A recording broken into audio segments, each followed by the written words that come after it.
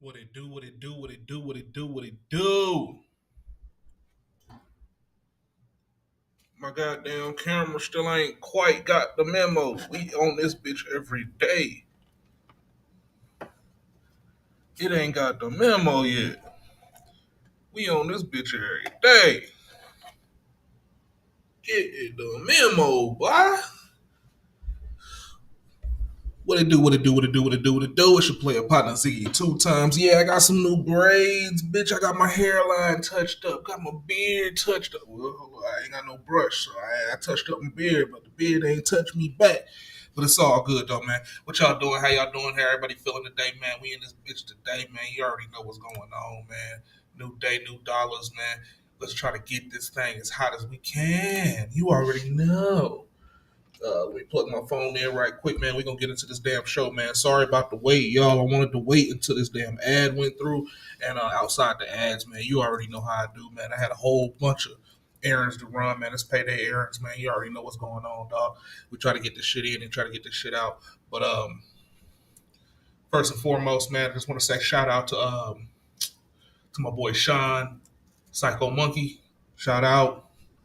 Big time channel supporter, man. We gonna get you straight, dog. We gonna get you straight. Uh, we gonna find. I'm gonna find a way to get some action out there to you, dog. Trust me. But yeah, we got my boy Psycho Monkey Sean. He in the building. My boy Prana. He in the building. He ain't here right now, but you know what I'm saying. I just want to shout out everybody that show me love on a regular day basis, man. Chevy Gold, man. My boy Chevy in the building. Ross Haki in the building, man. Y'all already know what it is, man. All my niggas from around the world, all my niggas from around the way. Also got my boy Monk coming in town, man, from Chicago. He been out here for about a good 24 hours, so we're gonna try to see if we can turn him up too once we get over here, get him out to the crib. Big ass sweat bead on my forehead. Appreciate it, though. Man, sweat means I'm working hard. That's that equity right there. You know what I mean? That's that equity. Sweat equity. You know what I mean? But we're still working on that commercial, man, for the new stuff. We actually just got some of the stuff in today, so we're gonna be working on that commercial soon. We're gonna do some, a little something, nothing crazy, man, because you already know how it is with me. But have a good time with it. You already know. But let's go on and get into it, man. I don't like holding y'all up, man. We're gonna try to get this damn show on the road. Hopefully, there's no ads on the first damn show. Hopefully, there's no ads on the first one. You know what I mean? Very well could be, man. You already know how this shit go. Playlist rolling. You know I got a playlist. Don't even do me like that. You scaring the Has any new hoes. leads for me today? Stop coming up to me. Black women hate men approaching her in public. Currently Hear on the that? planet, there is no one with more audacity and gall and confidence than the men right now. I'm telling you, they need to package it up and sell that. That would save the economy. Because two instances this week that are mind blowing for me. One, because they just happened like back to back, but I'm like, y'all are actually insane. One, this man, I'm walking to a Nordstrom, you gotta cross the street from the parking lot, whatever, go in, there's a bunch of different stores over there, yada yada. He apparently sees me walk across the street and then hurry up, parks his car, and goes looking for me. I'm already in the store minding my business, trying on a shoe. He comes in panting, out of breath, da da da. He's like, oh my god, I found you. I'm like, wait, what the I'm already barefoot trying on my shoe. And he's like, I found you. And I'm like, you found who? Who? I don't know you. And he's like, I went to the other store and then I went to this other store looking for you and I finally found you. Who are you? And he's like, you were just so pretty. I saw you walking, so I just went looking for you. I had to find you. What? And he's like, yeah, can I take you out? Can I get your number? Is that not insane? I No, that's not no, insane. you scaring the hoes. Like, no, like that's scary. Why would somebody want to Talking about you like, scaring the what? hoes. And I'm just like, oh. So I'm like, I always have to give my number because men are insane. Like they will call you right there to make sure you gave them the right number, like all these type of things. And I'm just not trying to die off of a number. Okay, I'll give you my number and block you as soon as I'm in a safe area. So that's just insane. So let me know if y'all thought that was insane or if that was just, I don't know, I guess chivalrous or like. So wait a minute, wait a minute, wait a minute. Because honestly, I thought that this was going in a different direction. I thought that she was going to say that men wasn't checking for her or somehow men didn't no longer approached or anything like that because I'm getting two different types of videos as being sent to me. I didn't know what this video was going to say, but the first type of videos that I'm seeing is women that are begging, I mean begging, losing their minds over the idea that men are no longer approaching. When they go into spots, they only party with each other. If you give them a choosing signal, then sometimes they'll speak, but they gonna have to start shooting their own shot. As far as the women having to shoot their shot at the men, that they just have too much confidence, all of this other stuff. But then you got this woman right here that's basically saying that it's scary and you're scaring the hoes because a guy is going out of his way to actually try to approach you and Right. respectfully ask you, could he take you out? And she didn't say that he said anything crazy. She just said that it was It scary. was scary. I'm confused.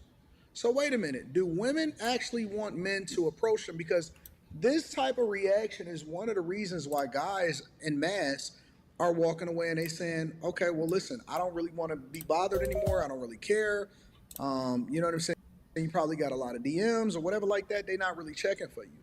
I know all of the guys, all of them, all of the guys that I know that are winning in life, that is successful. They don't even approach women anymore. They don't even have to. Maybe that's another part of it is that they are the main character and they don't really have to. Maybe some women are the main character and some men are also the main character.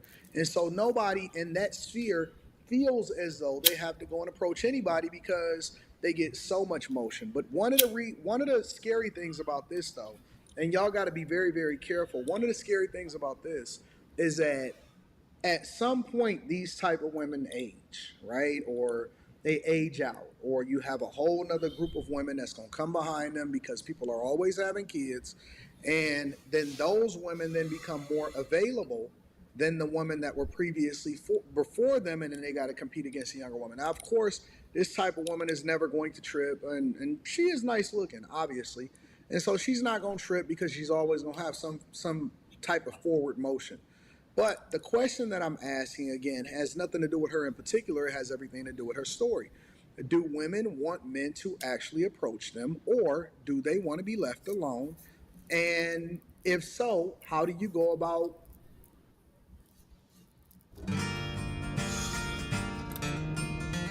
Anton got a legit question. I mean, like seriously, do you not want to get approached anymore, or do you want to be approached, but it's just a certain way that you want to get done?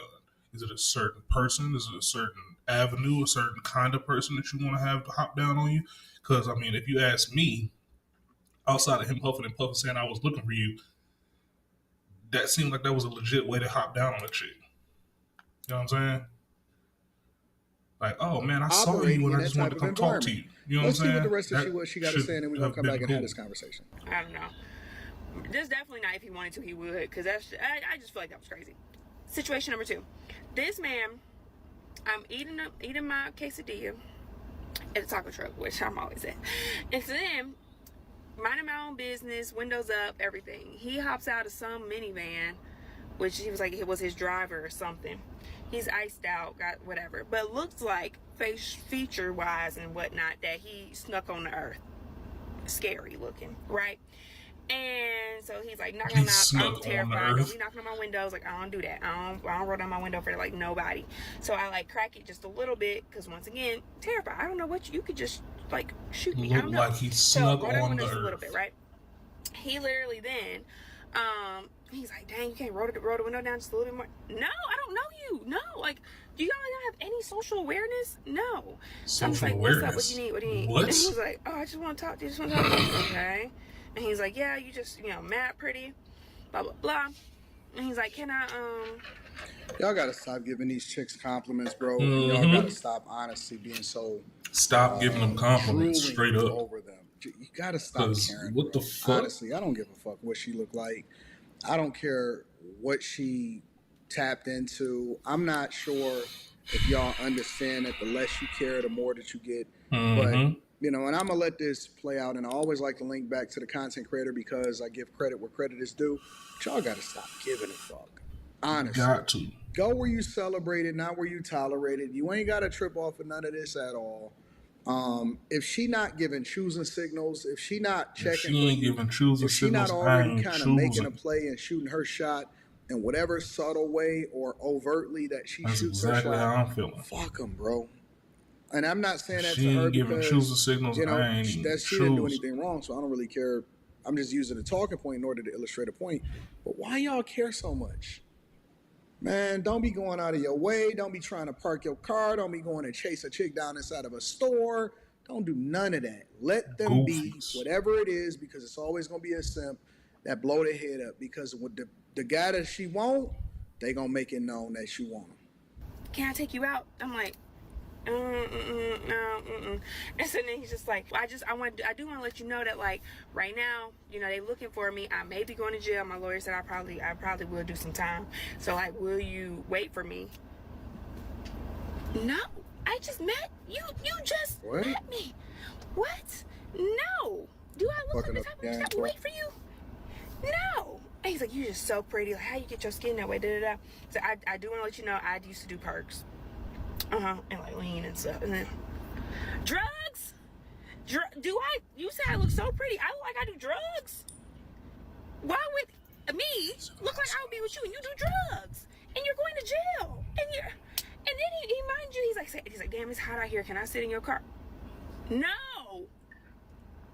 So I'm sick and tired of having to like appease and oblige just so that I can survive the encounter, get away, and then block people. Because I feel like y'all need to have some social awareness to like leave women alone.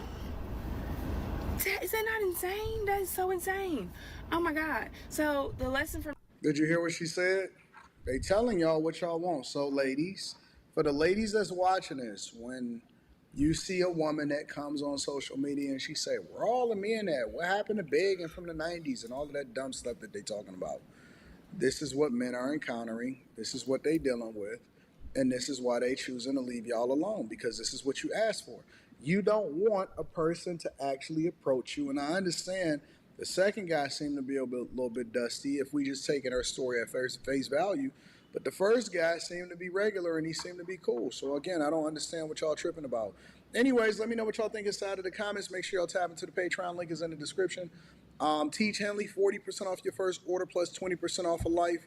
And again, I always like to link back to the content creator, regardless of whether I agree with them or not. Because Up for an adventure? always. In the same way that social media has helped to destroy the minds of young women, OnlyFans is here to complete the job. OnlyFans is one of the worst things to happen to us collectively as a society. And I'm not talking about the financial model of OnlyFans, but instead what it represents, what it means to us culturally, right? If you think of OnlyFans, what you think of is a woman, either a young woman, a grown adult woman, older woman, who is selling her body on the internet for $9.99, $4.99, $50, whatever the hell the subscription price is, right? A woman selling her body on the internet and that being normalized. Keyword normalized. And that's what I want to get into right there, more specifically. It has gotten to a place where young girls are gearing themselves up to become OnlyFans, quote unquote, models, i.e., digital streetwalkers, digital 304s. It is normalized. It is seen as something to aspire towards. And a lot of these girls have been fooled to believe that they're going to become rich and famous off of OnlyFans. But the reality is this. The average OnlyFans, quote unquote, creator is broke. They're not just broke. They're broker than broke. They are, well, you know what? Let me just let this young lady explain exactly what goes on financially in the world of OnlyFans. And the reason I want to get into this discussion specifically is because I believe it helps to at least dismantle this myth about all these women making millions, hundreds of thousands, etc. No, they're really throwing themselves away, discarding themselves or their humanity and their dignity for shekels. And so this is an interview, a podcast episode off of Lecrae's podcast. If you don't know Lecrae, he is one of, if not the most renowned Christian rappers. And he's sitting down with a chick who was running or was part of some sort of OnlyFans agency.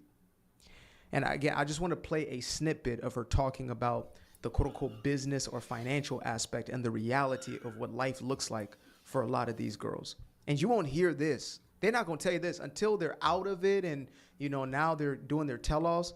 You're not going to hear about this because it doesn't help with the promotion and the endorsement of this digital street walkatry. So let's get into it. So we've had, Nala Ray, who says she made $14 million as an OnlyFans entertainer. I don't know the term, but then we had Black China, who said she was making like $20 million a month at her height. Is that the reality for most girls, or is it like, what is the... Yeah, this is like a personal, I guess, like pet peeve I have when people just in general like interview OnlyFans girls. How much did you make? Dang, well, the reality is the average wage of an OnlyFans creator is $180 a month. So there's... Let me break that down for y'all to a digestible, $180 a month portion. $180 a month equates to around weekly $5 to $6 a day. And I just work retail. That is not American minimum wage. I'm talking about hourly rate. That's not an American hourly rate. I smoke their monthly wages weekly. Minimum wage environments. That is closer to nothing to show for a third world country. From $1 to $3 a day. $5 to $6 a day for selling your body to complete strangers. Now, I know, of course, there are elements of validation, and this socially accepted idea that attention is the most valuable currency, and attention means love. Therefore, if more people are paying attention to you, more people love you. But the reality is, that is a lie. And the reality is, you as the average content creator on this platform, objectifying yourself, selling yourself, you are selling yourself for the equivalent of a third world salary.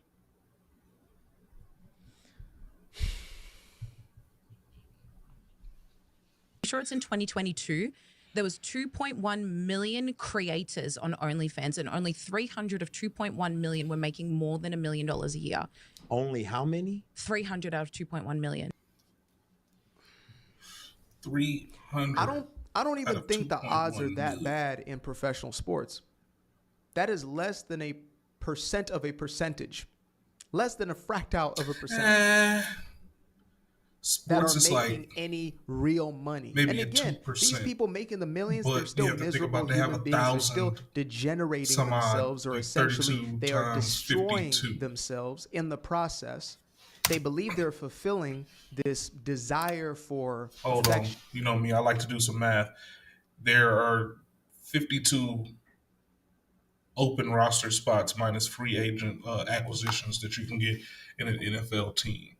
So that would be, let's double check that number. Matter of fact, how many roster spots are on an NFL team?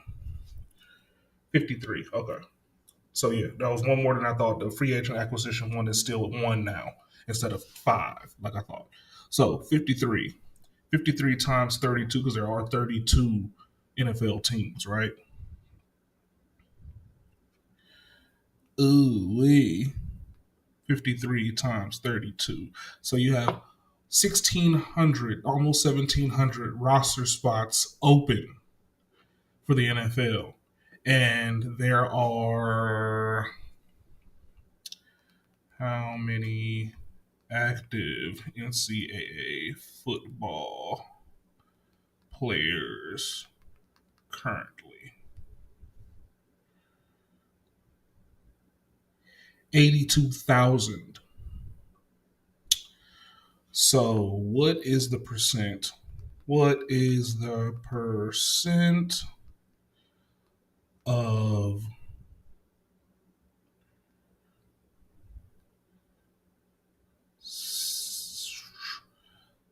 because it was 1696, 1700 out of 82,000. 2%, like I said. So 2%. And she said 300 out of, ugh, now I'm thinking about it, that shit is disgusting. Out of 2.1 million.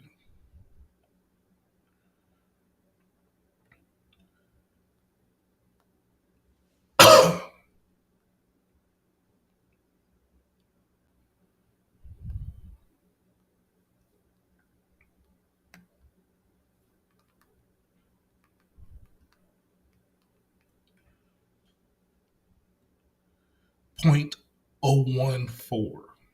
Jesus. 0.014.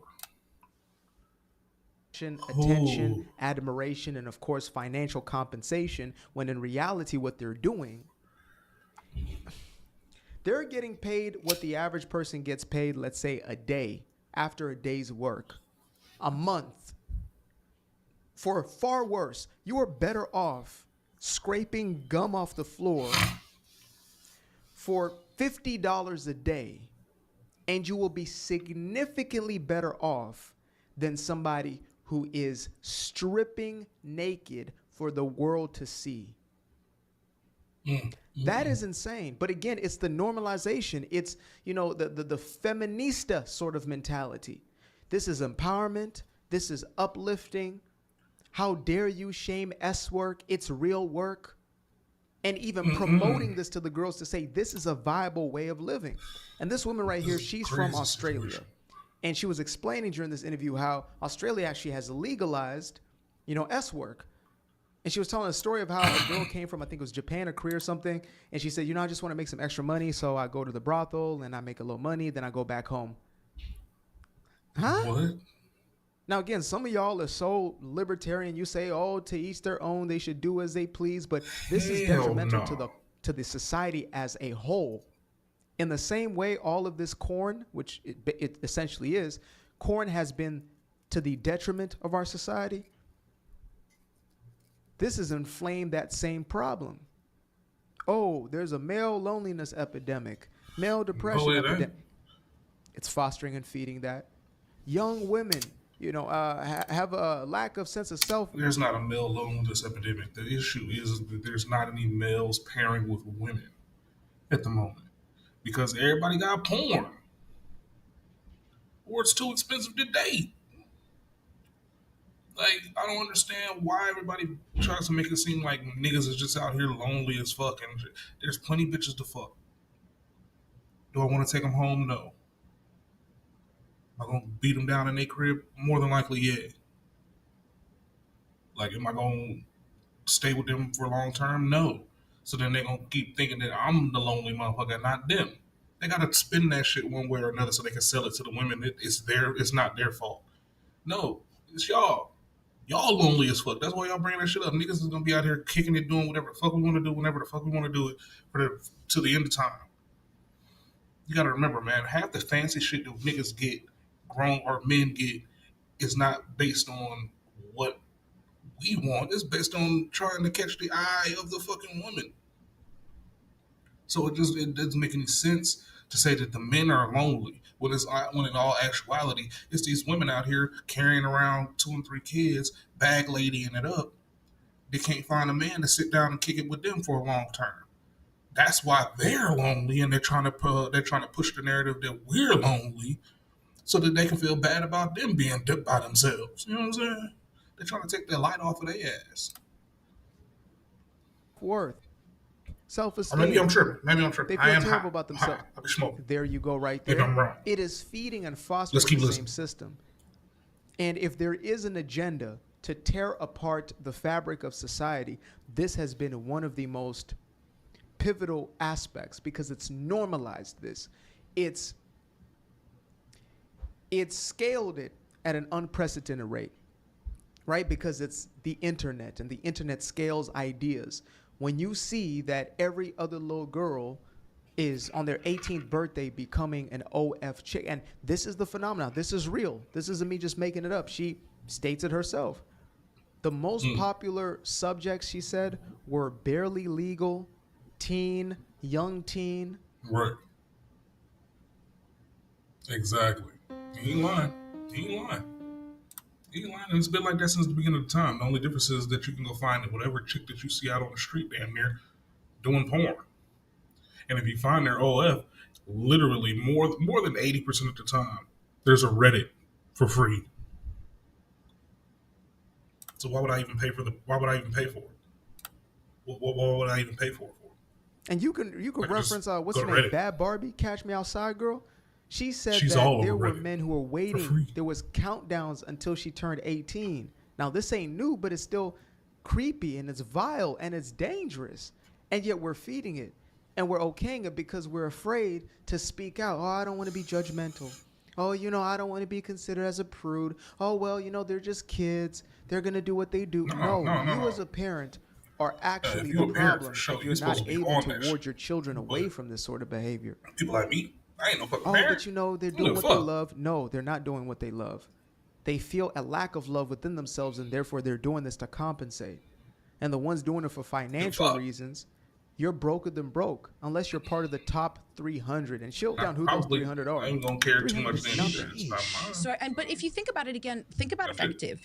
Imagine all these nameless and faceless people that have 100, 200 followers. They think that they can jump on. They're gonna make all this money because they're comparing it to a Cardi B, who's an international singer. Yeah. Of course she can pull in these people, and it's that curiosity. I want to see more of Cardi B. She hypersexualizes herself. I can talk to Cardi B. No way. Dang. Or whoever it is. Yeah. So it makes sense because they have the people to pull. Yeah. So someone like Nala, she speaks about, I've listened to a lot of her stuff. Dude, she's like, I went hard. There's another girl from the Bop House. She's like, I'll have the 4 to 5 TikTok accounts. I'm posting 20 times a day. And that was the requirement. And that's not cap. The amount of inertia it takes to truly build any content business. I'm putting out 4 to 5 TikToks a day, at least 3 YouTube videos, and I'm not doing it just for the algorithm. I understand that in order to combat these sort of messages, or not this message, but the OnlyFans messaging of the world, the 304 of it, the ghetto culture of it all, the thug mentality, in order to combat these degenerate ideologies, I have to put in as much inertia, enough force in order to crowd that stuff out. Period. So that's the mission and the purpose aspect, but the work ethic it takes in order to build this. It's the same everywhere, even when you are being a 304. The wealthiest streetwalkers are the ones who are working that blade. They were working that block, unfortunately. So these young girls, they become a part of this situation just to end up broker than broke and having essentially degraded themselves and lost all dignity in the process. He would have it. So it's like there is so much of a business perspective that again goes into making an account successful. And so the reality is you're going to jump on, you're going to realize that you have to do really extreme content, because if there's 2.1 million people on there, a majority of it is pornographic content. Imagine how extreme it has to be. Yeah. You're not going to make a lot of money. That's going to be there forever. And then now you're going to delete the account and be like, oh my gosh, like how do I move on with my life? And this is a common story that I literally hear from people of went on, didn't make that much, tried, and deleting your account isn't easy.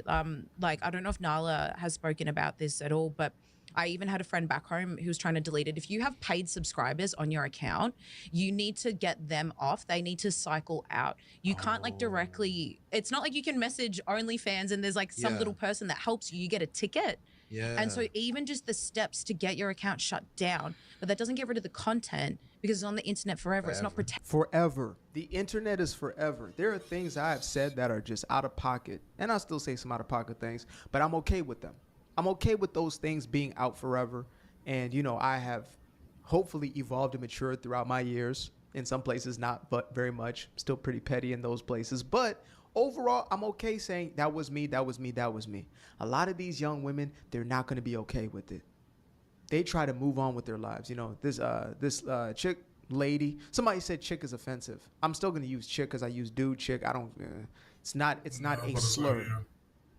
This female, this woman, this lady, this chick right here was talking about how one of her friends, you know, who started coming to her church, etc., transformed her life, you know, really just devoted herself to the faith, got a new job, you know, just reinvented everything about herself. And as she gets this new job, is finally, you know, working her way up, a non-related entity, somebody from another industry, sends images from her past OnlyFans to her employer, and the employer fires her. This is after she's been gone from that world for a long time. It still came to haunt her. These are the consequences. Oh, it's not fair. It's not fair. It's not about fair. It's about the fact that action reaction. We live in a universe where every action has its equal opposite reaction. There is a response to everything, whether it's slight, whether it's drastic. So we have to make decisions that are going to be the best, the most most conducive to our success. You want a husband in the future, and you have that perfect man who is a man. I got some You're shit posting clips, but no one is watching. Internet, why? Like because they're just not edited right. But this is how you fix that, and that's with a clip. May never connect back to me, but I did some wild shit when I was in college. I beat up white boys. This is my wife. Reputation matters in that situation. It matters. Had a fair charge on me. And it's the same thing. If you're a dude gooning to this nonsense, you're just as much a part of the problem. Bonnie Blue is much a part of the problem as dude number 1057. You was much a part of the problem. All kind of shit. You are the audience. You are the feeder. And even in the same interview, she said 90% of these men on these sites are married. And I'm like, what the? And I don't want to create more trust issues because I do believe there's a lot of good people out there, et cetera, and people you can be in faithful relationships with. But it just puts things into perspective to say, man, being of character, high character, you know, having certain morals and high values, it's a rare commodity. It's likely the rarest thing. So, yeah.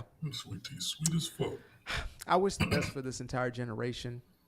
I will continue to hold the prayer in my heart that we wake up and we realize what is and is not beneficial to us. What's good, everybody? My last thought on that last video, hey man, quit trying to teach people shit about relationships in ways of the heart. Quit trying to teach people that shit. Because they still gonna go out there and fuck up and they gonna blame you. Your best bet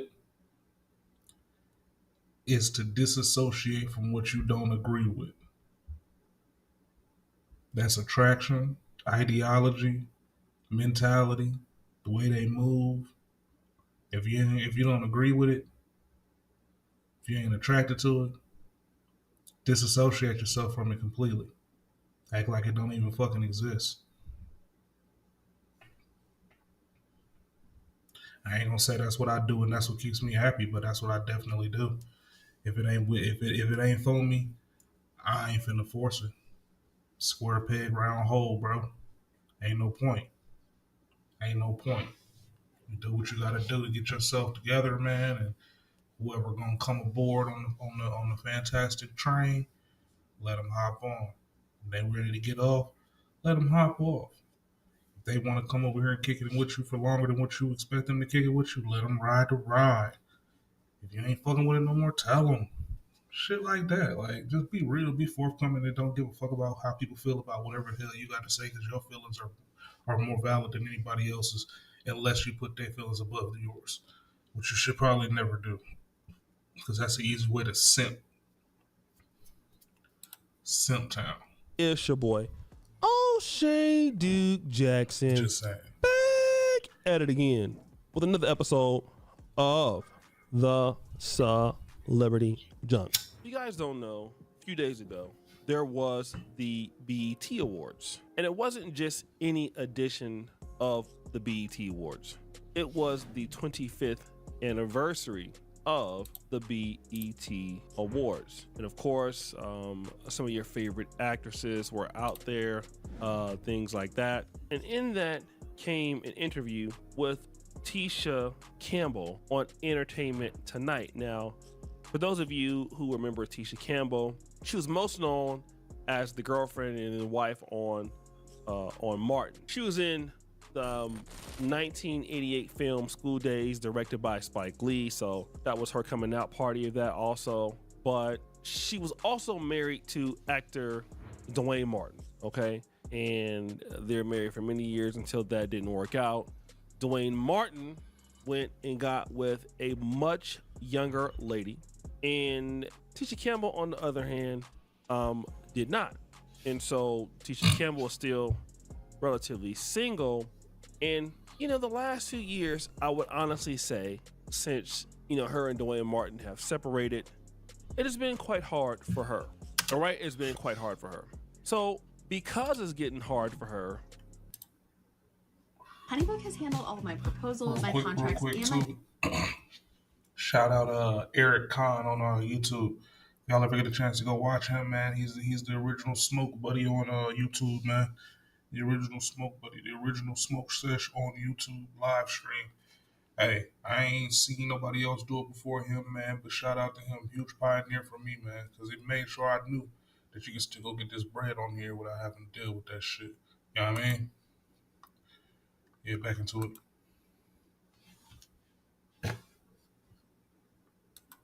she's doing. I recently got plastic surgery. It's an ET exclusive. And it was a mommy makeover.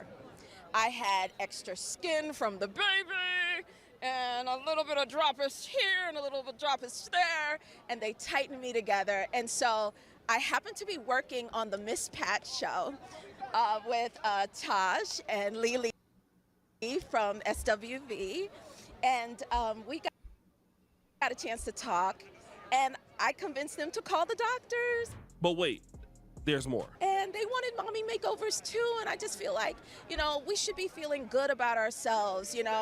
I'm a newly single mom, not newly single, it's been 8 years, but I'm a single mom, not ready for dating, but I just wanted to feel good for me. So let me discuss something. First of all, number one, she talked about a mommy makeover. And, this is not uncommon. I don't know wanting to do this to look better, to feel better about themselves. But then she mentions at a certain point that, hey, I'm a new single mom. I'm not interested in dating. And in fact, she talked about Taj and Lily from the legendary group SWV that, she's convincing them to get these tummy tuck dones and all that stuff too, so that they can feel good about themselves. Let me say this, all right? And with all due respect to everybody who has a dog in the fight, if it's about feeling good about yourself and looking good for yourself, that's one thing. But ultimately, what I honestly feel, or your ex-husband went and was able to get somebody much younger than her. Again, Tisha Campbell is not unattractive. She still looks very, very nice. And I think that what this is I will also want to look younger. I would like to look more attractive. This is what a lot of women do. This is not uncommon, especially if they can afford it. Nothing is wrong with wanting to look attractive. Nothing is wrong with wanting to be or feel good about yourself. But then what is the issue with putting some level of surgery on your attitude and on your behavior? And people just really forget as to what is holding them back. And that is your attitude. When Tisha Campbell said that, hey, I'm not looking to date anybody, and I mean, this interview was so fake with Entertainment Tonight. She seems so corny, so fake, bubbly, like she's not even really being honest and being herself. Like nobody acts like this. This is a complete front. Nobody wants to put up with Tisha Campbell. And it's almost obvious as to why. Okay? Tisha Campbell is probably hell on earth to deal with. Dwayne Martin is probably glad to get away from her. And no other guy that's in the industry wants to touch her. And I don't think it has anything to do with what she looks like. You can look at some of these other ladies who look good. Amber Rose, she's not bad looking. Still, there are many women who are Still gorgeous, keep themselves up. Remember, these are people that are entertainers. They got all kind of access to gyms and chefs, and you got the Tia Mowrys out there, and just nobody wants to deal with them. Like people just forget to understand this, is that if somebody don't want to deal with you, they just won't. I mean, I know that sounds basic, but especially guys who have access, they're not gonna deal with that. So then what women want to say is, oh, okay, well, let me make sure I get, on point and start looking good, because all that matters is how I feel about myself. And, that's the most important, self-love. And when you always hear self-love, you hear terms like, I've heard inner peace, I've heard, self-respect, and all of that is okay. I mean, I'm not disagreeing with that. But if somebody doesn't want to put up with that shit, it doesn't matter. You can call it whatever you want to call it. You can call it self-love. You can call it inner peace. You can call it inner anything you would like. If a person isn't gonna deal with it, they're just not gonna deal with it. And I just find out that most guys, when they look at Tisha Campbell and they look at, what's going on with her, guys are like, yeah, like, no. Give me somebody else. Please, give me somebody else. I want somebody else. I just do. I don't want her. It wouldn't matter if she looks 17. The behavior in which I see, I think something's wrong with her as far as dealing with her as a mate. And again, when you look at, we live in a very realistic world. Like, let me give you an example. I was recently in Nairobi, Kenya, and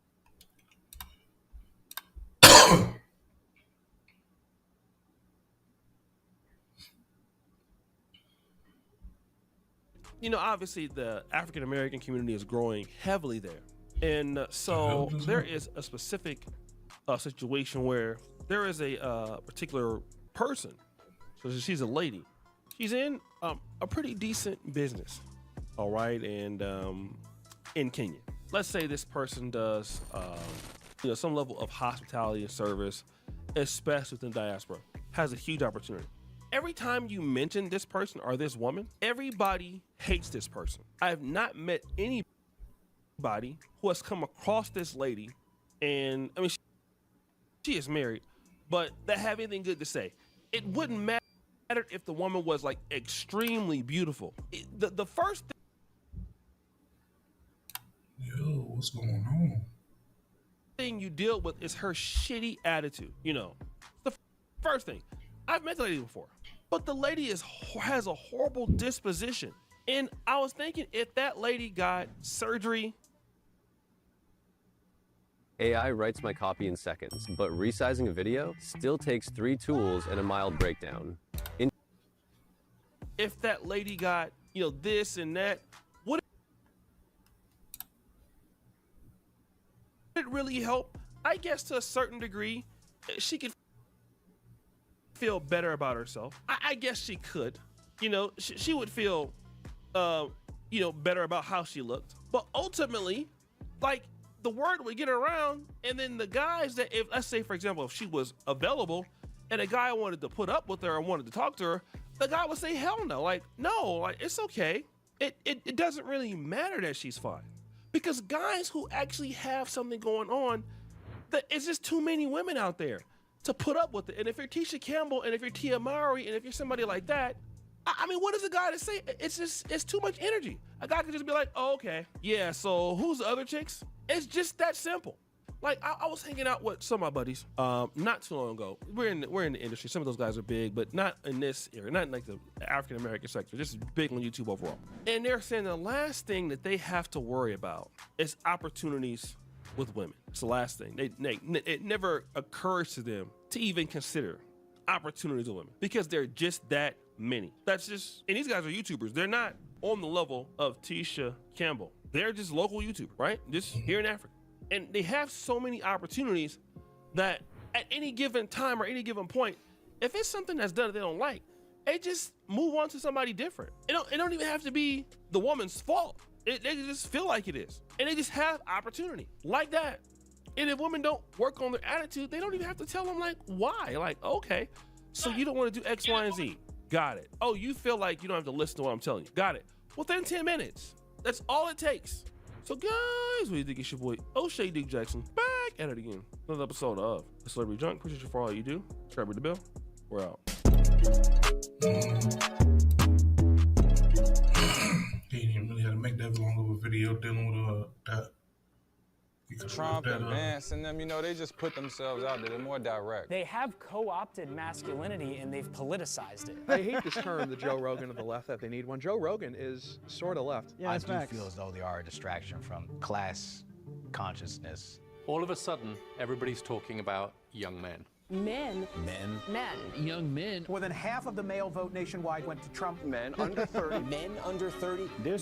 Yeah, that's why they're talking about young men. They're not talking about young men because they care about young men. They're talking about young men more because they see the young men are starting to vote for conservative values, and they don't like that because it's against their agenda. They don't care about young men. They care about controlling young men. They see young men voting for more conservative things, and they go, oh, now all of a sudden we want to spend $20 million to find the next Joe Rogan. You already had Joe Rogan, but you kicked him out because you thought that he was being too toxically masculine. Isn't that ironic? Testosterone podcast election. $20 million to try and solve this big mystery. $20 million. $20 million. The manosphere. Go to motionway.com. The manosphere. Video and that. Fire. Hi. My name's Richard Reeves, and I've spent the last few years thinking about, researching, and writing about the struggles that young men, and particularly working class men, are facing in America. Because of how the last election went, there's a lot more attention on young men than actually at any time since I've been working on this issue. But I've been wondering, with all of this discourse talking about men, how many people have actually talked to men? After all, the problems facing men are real and serious. Men account for 80% of deaths from suicide, 70% of overdose deaths, 70% of the homeless population in America. They've fallen behind in education, in the labor market, and other major metrics. No, see, that's where I disagree. Men haven't fallen behind. They've been left behind. And even if you started from the beginning when you're talking about homelessness, 80% or 70% of the homeless being men, well, that's because to get any welfare benefits, you damn near have to be a woman. I know a woman right now that got 3 different kids by 2 different baby fathers, and she lives in the projects. Her rent is $50. It's really easy to not be homeless when your rent, you have an option or a social safety net where your rent can be $50.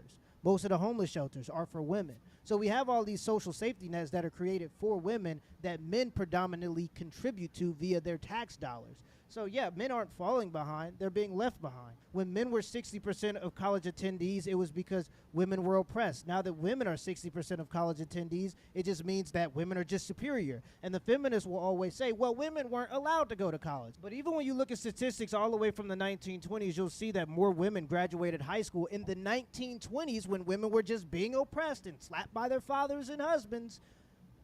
More women were graduating high school than men. In fact, in this same time period, it says here in this feminist article, men and women were also graduating college in equal numbers during the 1920s. A glass ceiling remained for educators. However, as 80% of teachers were women, while only a handful of women had been appointed as principals.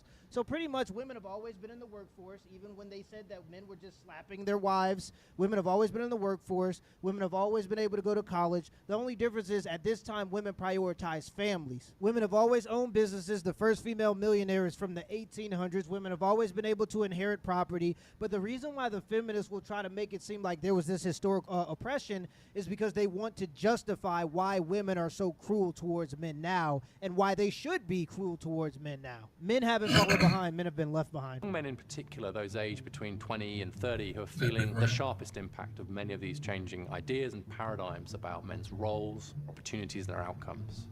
So I had a pretty wide-ranging conversation with 5 young men about their views on dating, mental health, toxic masculinity, and of course politics.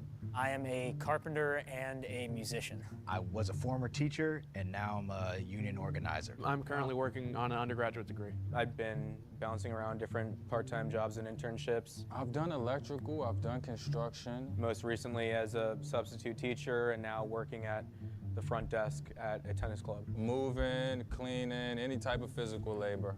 Some of what they said might make you uncomfortable, but the reality is whether you're a progressive or a conservative, Both sides need to confront their problem with young men, or a large share of the population is not going to have a political home. That means they might turn to more extreme ideologies, and meanwhile their problems just get worse. So let's get into it. Or they're just gonna find hobbies because they don't have a political agenda.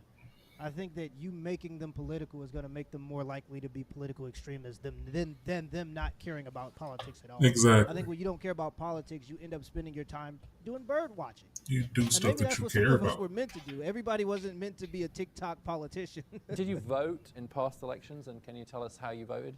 In 2016, I voted for Trump over Hillary.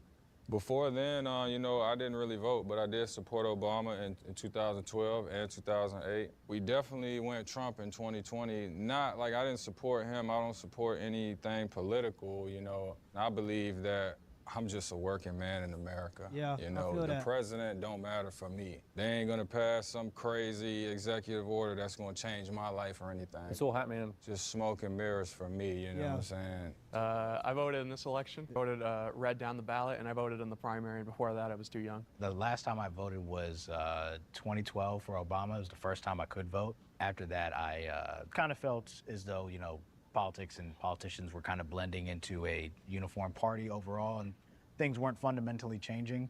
All throughout high school, I used to be a Republican, but my family got affected by the 2017 Trump tax cuts. You got affected by it in what way? In a good way? In a bad way. In a bad way, okay. Yeah, and I was just thinking to myself, like, who is this billionaire to lie to us and say, well, I'm gonna fight for the truck driver, I'm gonna fight for the carpenter and the middle class person, when he's not any of those things. So I've just had a kind of cynical view on general elections. You know, I really don't think the general election matters that much unless you live in a handful of states. And I just used a write-in. I voted for local measures, but I don't really feel seen or heard by anyone in the government. I mean, that's real though. That's exactly what I said this last time the last election. And I wasn't fucking with that shit Let's look really at at some all economic either, man. realities. In the top 20% of the income distribution, both women and men are flourishing on almost every measure. Growing wealth, longer lifespans. But outside of this top bracket, over the last 50 years, the trajectories for women and men have been very different. Of course. Women today are working more and for better pay than ever before. There's still a gender pay gap, but it's narrowing, which is great news. There's no gender pay gap. Men, on the other hand, are working less, often for worse pay. Real wage levels for many men are trending down. I wanted to know if the guys in this room were feeling the effects of these economic trends. On average, do you think that men are having it harder or women are having it harder in the economy today? I'll start with you, Joel. I'd say vaguely men, but I'd say vaguely in the Why? and sort of barely. Why is that? A big problem when you send manufacturing jobs off to other countries is that they are mostly blue-collar jobs. I don't entirely mean to stereotype, but Manufacturing skews very male. That's just a fact. Everybody's getting screwed. Yeah, it's funny because like this young testosterone-filled man is like afraid of being shamed so much so that he has to go, oh, I don't want to offend anybody in the room for speaking objective reality. Yeah, men are predominantly the people in manufacturing. You're not stereotyping anybody for pointing out an objective truth. And it's just like men are afraid so much so of being shamed in the modern era that they're just like cowering. And I'm like, at 20 years old, 25 years old, whatever age he is, you're supposed to be able to run through a brick wall. And he's like, I don't want to offend anybody before I say objective reality. But that's like the climate, the social climate right now in America. But I think if you're talking 50.01, then I think it'd be men. Personally, like, including So we myself, blew I it can up. think of like 5 or 6 of my friends who are guys who have college degrees and who have not been able to find work since graduating. Some of them even with like advanced degrees. I cannot say the same about any of my girlfriends. I can't think of a single one who's unemployed, you know, and part of it is just like, I think women at this age are naturally risk averse, so they're not gonna like leave a job if they don't have something lined up. There are a lot of different factors, but it's just an interesting thing to think about. Obviously, I work with a lot of people. They tell me about their wages, their job, and women are definitely doing better in terms of like white-collar work. But on the lower end, there's people, of course, that are struggling and people that, you know, need help. And then there's people that just have nothing. And, you know, people that just have nothing, I see that being primarily women on the lower end. But we don't have the same opportunity as we used to, like you brought up with manufacturing. I mean, that's a really great point. I also think when it comes to college education, I don't know the exact number, but I'm pretty sure more women go to college Yeah, nowadays. it's like 60-40. female, male now? When you're having jobs that are looking for degrees, the percentage of men that don't have a degree versus the percentage of women that do have a degree probably affects it. Labour force participation for men has dropped 7% in the last 50 years. A third of men with only a high school education are not working today, whereas in the 60s, almost all of them were working.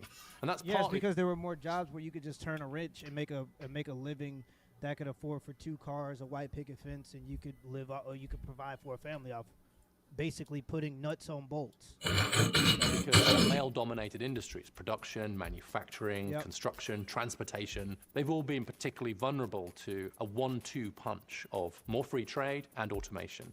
And loss of a job isn't just about the loss of income. For many decades, being able to find a well-paying job and provide for a family was an essential part of the script. It's not only about men not being able to afford to provide for a family, but it's also because men don't have a family to provide for.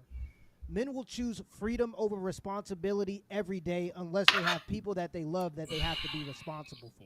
Women work for status and self. Men choose to work for family. So if men don't have families, they're just going to choose to not work. And so since women have abandoned family to use their fertile years to go to college and pursue careers, men don't really have people to build families with, so they're just choosing to not engage. Men do hard, dirty, dangerous jobs for family. Men go fight and die in wars for family. Men build skyscrapers because they have families to provide for. If men don't have a family to provide for, men are just going to choose their own freedom over taking on responsibility for some nuanced reason. So that's a big part of the issue. Men don't have a family necessary to provide for. Men would find a way if they had a family to be responsible for. But because a lot of young men don't, they're just choosing to go, I'll just hang out, eat pizza, play video games. Young men don't need much to be happy. Have changed, both for the better, with women having more career opportunities, but also for the worse, with the middle class standard Joe was of about to say, living man, I'm probably increasingly going to get difficult on to a afford, division sometimes later even on. salaries. And the If men I anybody talk wants to get on they say that division even with though the me. world's changed, the script hasn't really caught up.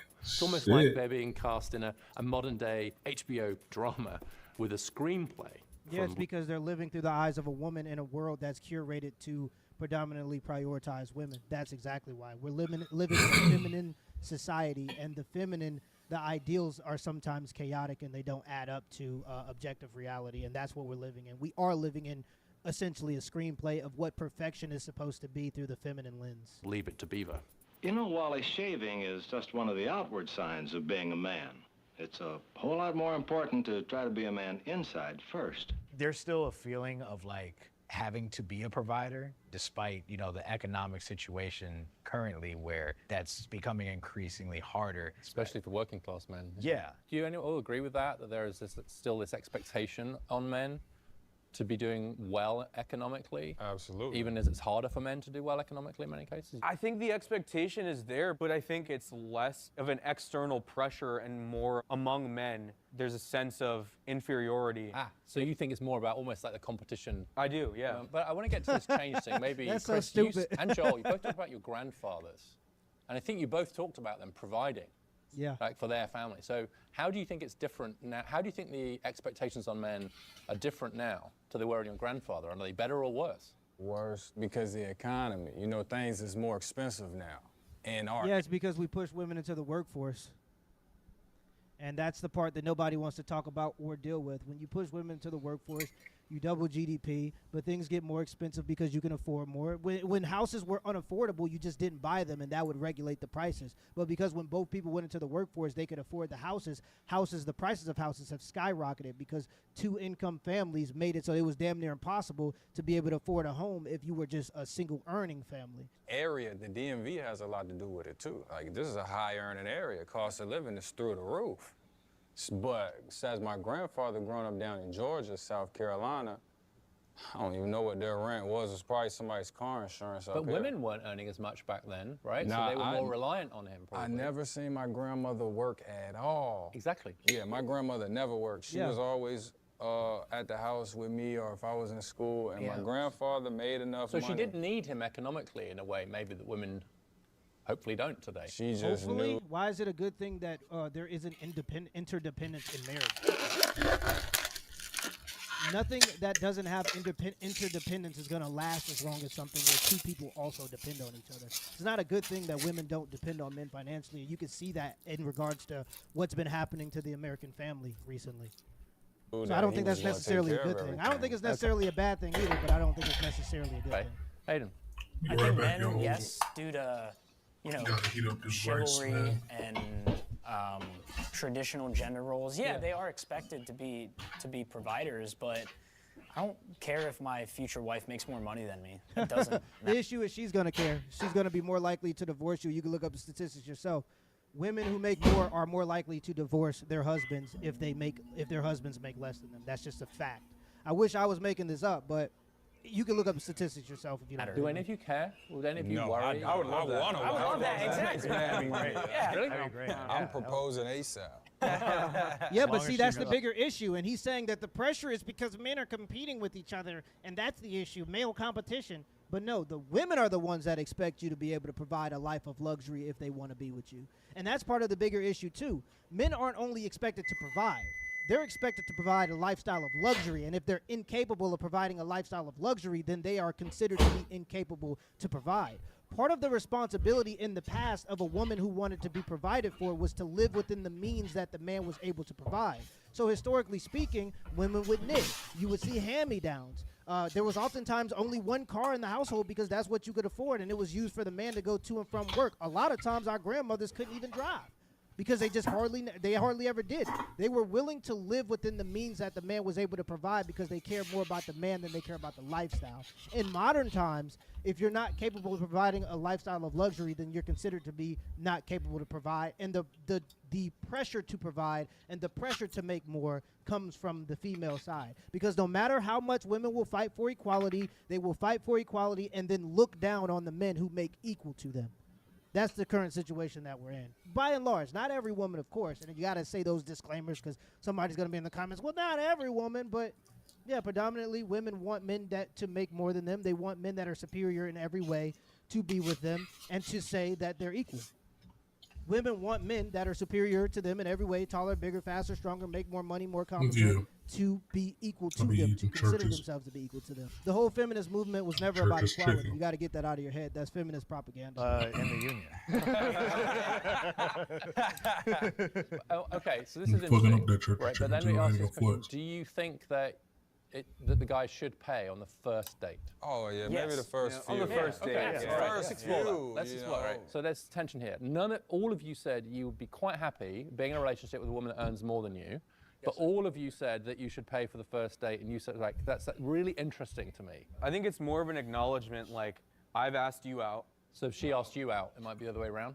I mean, maybe, yeah. If she asked me out, you know that's never going to happen. I don't think that's ever happened to me. But like, if a girl was like, for whatever reason, I really want you to go out. It hasn't happened to any of us, by the way.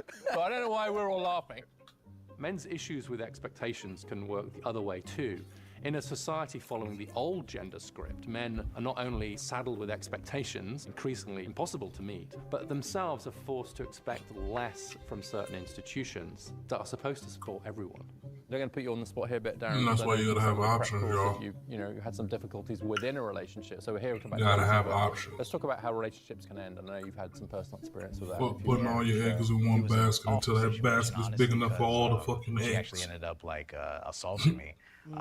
So I have like a bite mark. I even recorded it because she had whipped me with like a hair blow dryer before. You said I got abused? You know, I showed it to the judge to try to get a protective order. And, you know, he just laughed at the fact that I was taking back a hair dryer because obviously I don't have any hair, but you know. Exactly. So there's no way to defend yourself against a woman that's willing to enact violence against you. If you hit her back, you're the one that's going to go to jail almost immediately and automatically. If you do nothing and you try to get evidence to go to the court system, they're just going to laugh at you anyway. So how do you defend yourself as a man against a woman who's being violent towards you? And that's why you're seeing... How do you defend yourself as a man when a woman tries to do violence? We are bigger, stronger, faster. That doesn't mean that you have to hit them. I was taught when I was very young, because I've been a very big guy for a long time, the shake method. A lot of times they're like babies. You shake them hard enough, they go to sleep. You have some time to change their mind. Think about what they did and shit. That doesn't mean hurt anybody. You just grab them by their outside of their shoulders Hey, chill out, relax, calm down. Most of the time, they just go to sleep. Put them on, Domestic violence against lay men them on the couch, skyrocketing let them is because men relax. can't slap them. By the time they're just If a man was capable, if a man was over allowed to agitated slap a and just woman doing back, everything she wouldn't be possible to get all willing to that bully energy you out. anymore. Just let Ain't them that go funny? to Where if you sleep. can fight back, Don't take a nap. they'd be less likely to hit you. But because you can't fight back, they can weaponize the state as their Never hit enforcement them. arm against you if you so choose to even defend yourself. So now Never you're make them just do being anything bullied against by their own somebody that's against their will. 5'6", and I just think Just that's tell them to crazy. I relax. don't think that anybody should be hitting anybody, but if somebody hits you, regardless Calm of their down. size, then you should be able to Restrain hit them. them back in the sense of self-defense. And if you're not able to hit them back and your hands are tied, then of course the bully's going to keep bullying you because you can't even defend yourself. As a judge, It's always when I'm restraint. saying, hey, this person assaulted me, a domestic violence situation, for him to like make that comment was really painful, and ultimately I got denied Yeah, the it's protective crazy. order, and she was able to stay in the house Mhm. and just continue being around me after assaulting me, after emotionally and mentally tormenting me this whole time. It sounds like you feel like the courts didn't treat you fairly. Not at all. No. I had blood on my arm when I went into the to go get my protective order against her, and they said this is gonna last for a day. She, 2 days before she moved out, put a protective order on me saying that I was making Instagram posts about her. I was sleeping on the couch this whole time. She said I was busting in her door every day, verbally harassing her, and the judge took that and said, Of okay, course. great. Yeah. Your protective order is granted for 7 days like that. And like I said, I walked in with blood on my arm and got one for 1 day. And it's because the state has teamed up with women to become their enforcement arm to enact their will against men, not only in domestic disputes, but also in family disputes, including divorce. And women are significantly more powerful because women have to say, men have to prove. Women get a say, men don't get a say. Men have to prove Right. in order to have a say. Women can just say, and they will come drag you out of your home because they're automatically going to believe the woman. Right. He ain't lying. He ain't lying. He ain't lying. Eve Online on Mac immerses you in a universe with thousands of stars. He ain't lying. Darren's story is emblematic, I think, of the problems on one side of the political stalemate over issues of sex and gender. Liberals refuse to accept that gender gaps can now run both ways, and they're too quick to label male problems as individual failings, Yep. symptoms of toxic masculinity. Conservatives, on the other hand, do appear to be more sensitive to the struggles of boys and men, but too often as a justification for turning back the clock and restoring traditional roles. So the left turns its back on boys and men, They're and conservatives. the right turns them in. If they're not conserving traditional roles, what are they conserving? They're literally conservatives. It's in the name. That's the whole point. As you can imagine, these guys had a lot to say about both of these problems. What I'll say about Democrats not only abandoning men, but I also think they kicked them into the curb and spit on them. You're telling men not to be men. You're telling men they can't watch football because it's sexist or UFC because it's sexist. Yeah, men are into fighting. That's why Trump is there. Because Trump isn't abandoned us. The Democratic Party has That's abandoned terrible. men. I wholeheartedly I mean, agree I with did that. Does feel like anyone that else? too. Yeah.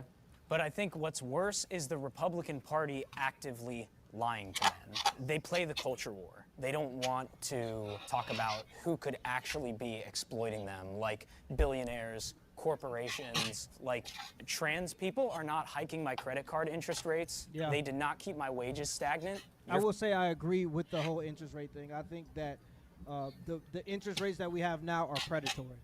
And I don't know who lobbied in order to make it that way, because there used to be limits on how much you can charge in interest. But when you look at these credit cards, I think the average percentage is now like 23%.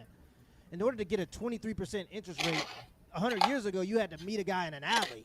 And he was called the loan shark. It was illegal to do that. Now it's just like free reign. And I think that this is a way that people are being exploited 110%. They feed off of the human impulse to have things now. And I agree you should have some control over your impulses. But I do think that there's going to be a large percent of the population that's just going to be taken advantage of. And I think that's what we're seeing right now. These interest rates are fucking insane. Sing on the wrong one. And immoral. You're a right-wing man, Joel. What do you think? I was going to say... Just threw you under the bus. To your point, effectively. yeah. I'm sorry. I had to get that out, man. I had to. It's an open Now we're forum. off. It's an open forum. Go on, Yeah, I go might on, have Ed. to say a point against... Speaking as a transphobe. Speaking as a transgender myself. But, no. Yeah, crazy. No, the point you made earlier about how sort of the working class people on both sides, there really is no need to hate each other. I was thinking about that recently. The divide in America really should be class. Work versus you know, the elite. Yeah. I can't see any conceivable way how in 2024 black people and white people can hate each other, or Mexicans or Latinos or whoever to hate each other. Really, we should be hating the people making us hate each other. Now you can call it the Illuminati or Hydra. I call them Democrats, but besides that, no, I'm kidding. We're not cutting the corporate tax rate and giving them the ability to exploit their workers, but on the culture point, though, right? Wouldn't you say it does go both ways? In which regard? Don't you think on the left there could be a bit of a tendency to get women to blame men? It's Yeah, the patriarchy, I it's can see toxic that. masculinity. I'm not disagreeing with that at all. Isn't there an argument that it's actually equally true on the left? I wouldn't say it's equal. I would Especially say on gender. I would say Yeah, right. the billionaires only support the people on the left, which by and large there are significantly more billionaires that support the left than the right. Maybe this has changed since Trump's been in office, but the last time I looked at it, significantly more billionaires supported the left over the right. They're just supporting the left because they want gay right. Like that's what they love. They love gay people. I'm sure that's why they support. Right, absolutely. Not Plays because they more get into the benefit. culture war They than love gay the left people. does. I would say the reason why we do that now is if you look at, I'd say the 90s to the early 2000s, the right, the Republicans at least weren't playing into the culture war thing. So we lost. We lost for a long time. And honestly, I think we still might. I think we did lose, and I think it's going to take a while for sort of Judeo-Christian morals to come back into the, over 50%. How would you know if they had come back? I guess we're so open nowadays. Would kind of be a way to describe it. We aren't in ancient Judea 2,000 years ago in a way, which I think is fine. I think it's the world we live in. I don't need women covering themselves. Well, very few people would want to go back to. No, I don't want to either. I like America. Chris, let me ask you whether you think the Democrats or the Republicans speak best to men right now. I'd probably say the Republicans. I really can't answer it because I don't pay attention. None of them affect me. But I see more of the Republicans, whatever they're talking about, because Trump and Vance and them, they just put themselves out there. They're more direct. You see Joe Biden's just some old guy. You can barely hear him. You know what I'm saying? You don't know what the hell he's talking about. And you got Trump who's going to come direct, more just to where I understand it. I do agree that I feel like Republicans This is at least as to where I could signaled understand. to men, younger men, you have a place here. If you come with us, you'll have fun. You can be expressive. You can open yourself. You don't have to be polite. You don't have to pretend to be someone you're not. You don't have to be restrained. I don't believe it's the way that they funnel men into this corner is the best.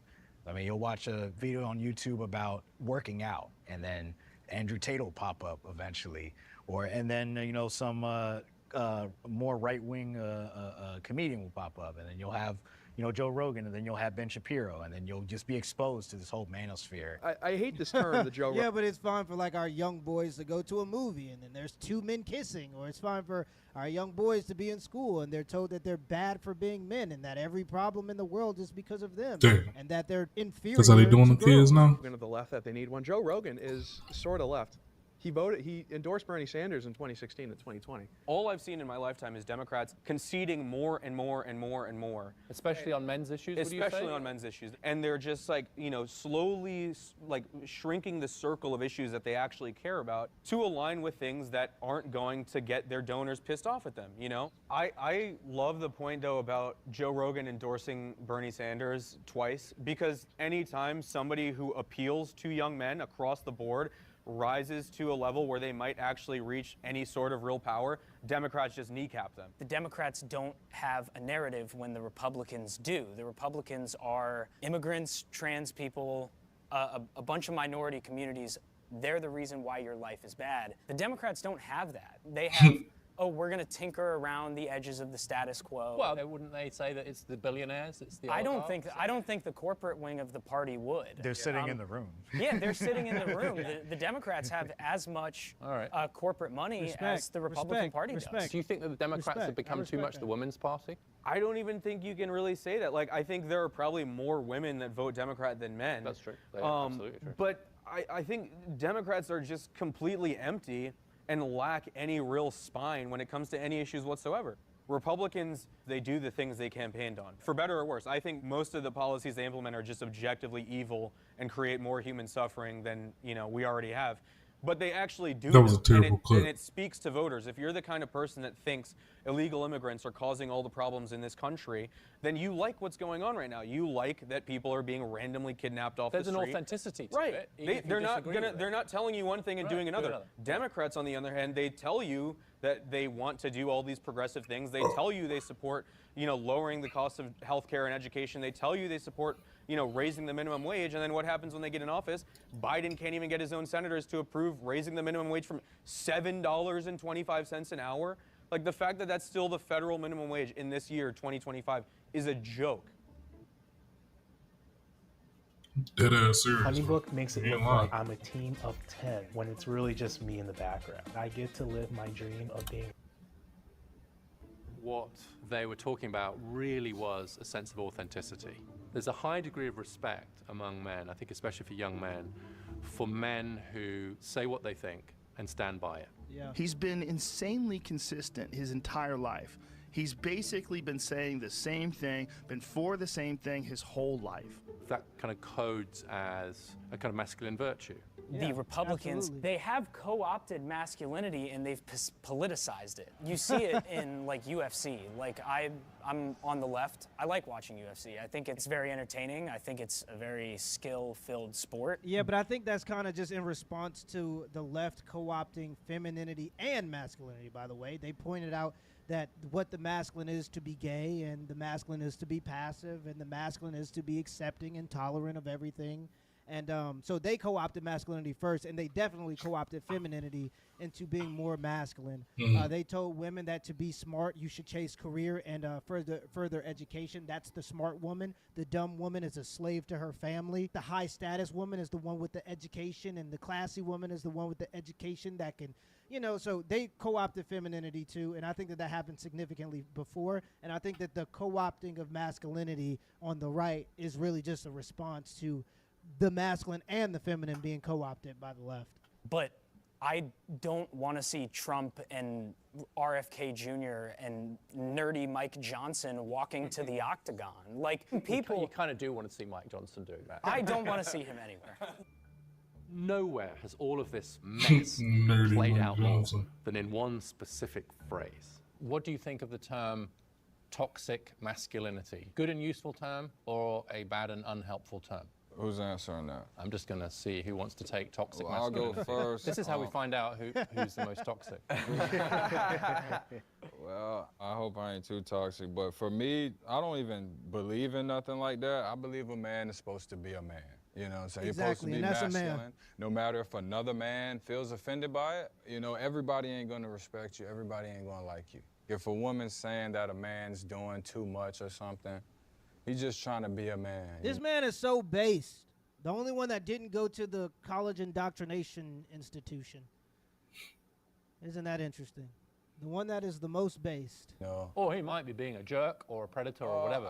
So what do they mean by toxic masculinity? Exactly, that's the question. Yeah, I never understood it. At one point, this term toxic masculinity had a very narrow and concrete, quite academic definition. And it wasn't actually created by kind of liberal academic elites. It came from a group of men, specifically men driven by a kind of spiritual movement in the 80s and 90s that was a response to feminism in many ways. Until around 2015, the phrase warranted just a few footnotes, really, in academic journals. But with the rise of Donald Trump and the Me Too movement, progressives brought this term toxic masculinity into everyday use. Suddenly it was everywhere, thousands of mentions, impossible to ignore. Yeah, but the well, term it's is funny. very rarely defined, and it now seems to refer to any male behavior that the user of the term disapproves of, from the tragic to the trivial. Exactly, and women love masculinity. Toxic masculinity. Women actually absolutely love it. They just don't like it when they can't weaponize it for their benefit. For example, a woman will tell you that you shouldn't be assertive when you're telling your girlfriend you don't want her to go out the house looking like a stripper to a bar or a club. They'll tell you don't be assertive then, but then they'll tell you we want you to be assertive when there's some creep talking to a girl, a random stranger that you don't know. They love this quote-unquote toxic masculinity, but it's just a way to shame men into doing what they want you to do. And no real man cares about what a woman thinks a real man is. They know that. And all these other terms are just ways that they use to control men weak men predominantly, because those are the only men that they can control. Real men don't care what women think a real man is. Among other things, for mass shootings, gang violence, rape, online trolling, climate change, the financial crisis, Brexit, the election of Donald Trump, even an unwillingness to wear a mask during the COVID-19 pandemic. Vaguely speaking, it's overused. I mean, they said the term boys will be boys is offensive now in the same sort of way. And it's like, you know, guys want to drink and punch each other. I don't get how that's toxic.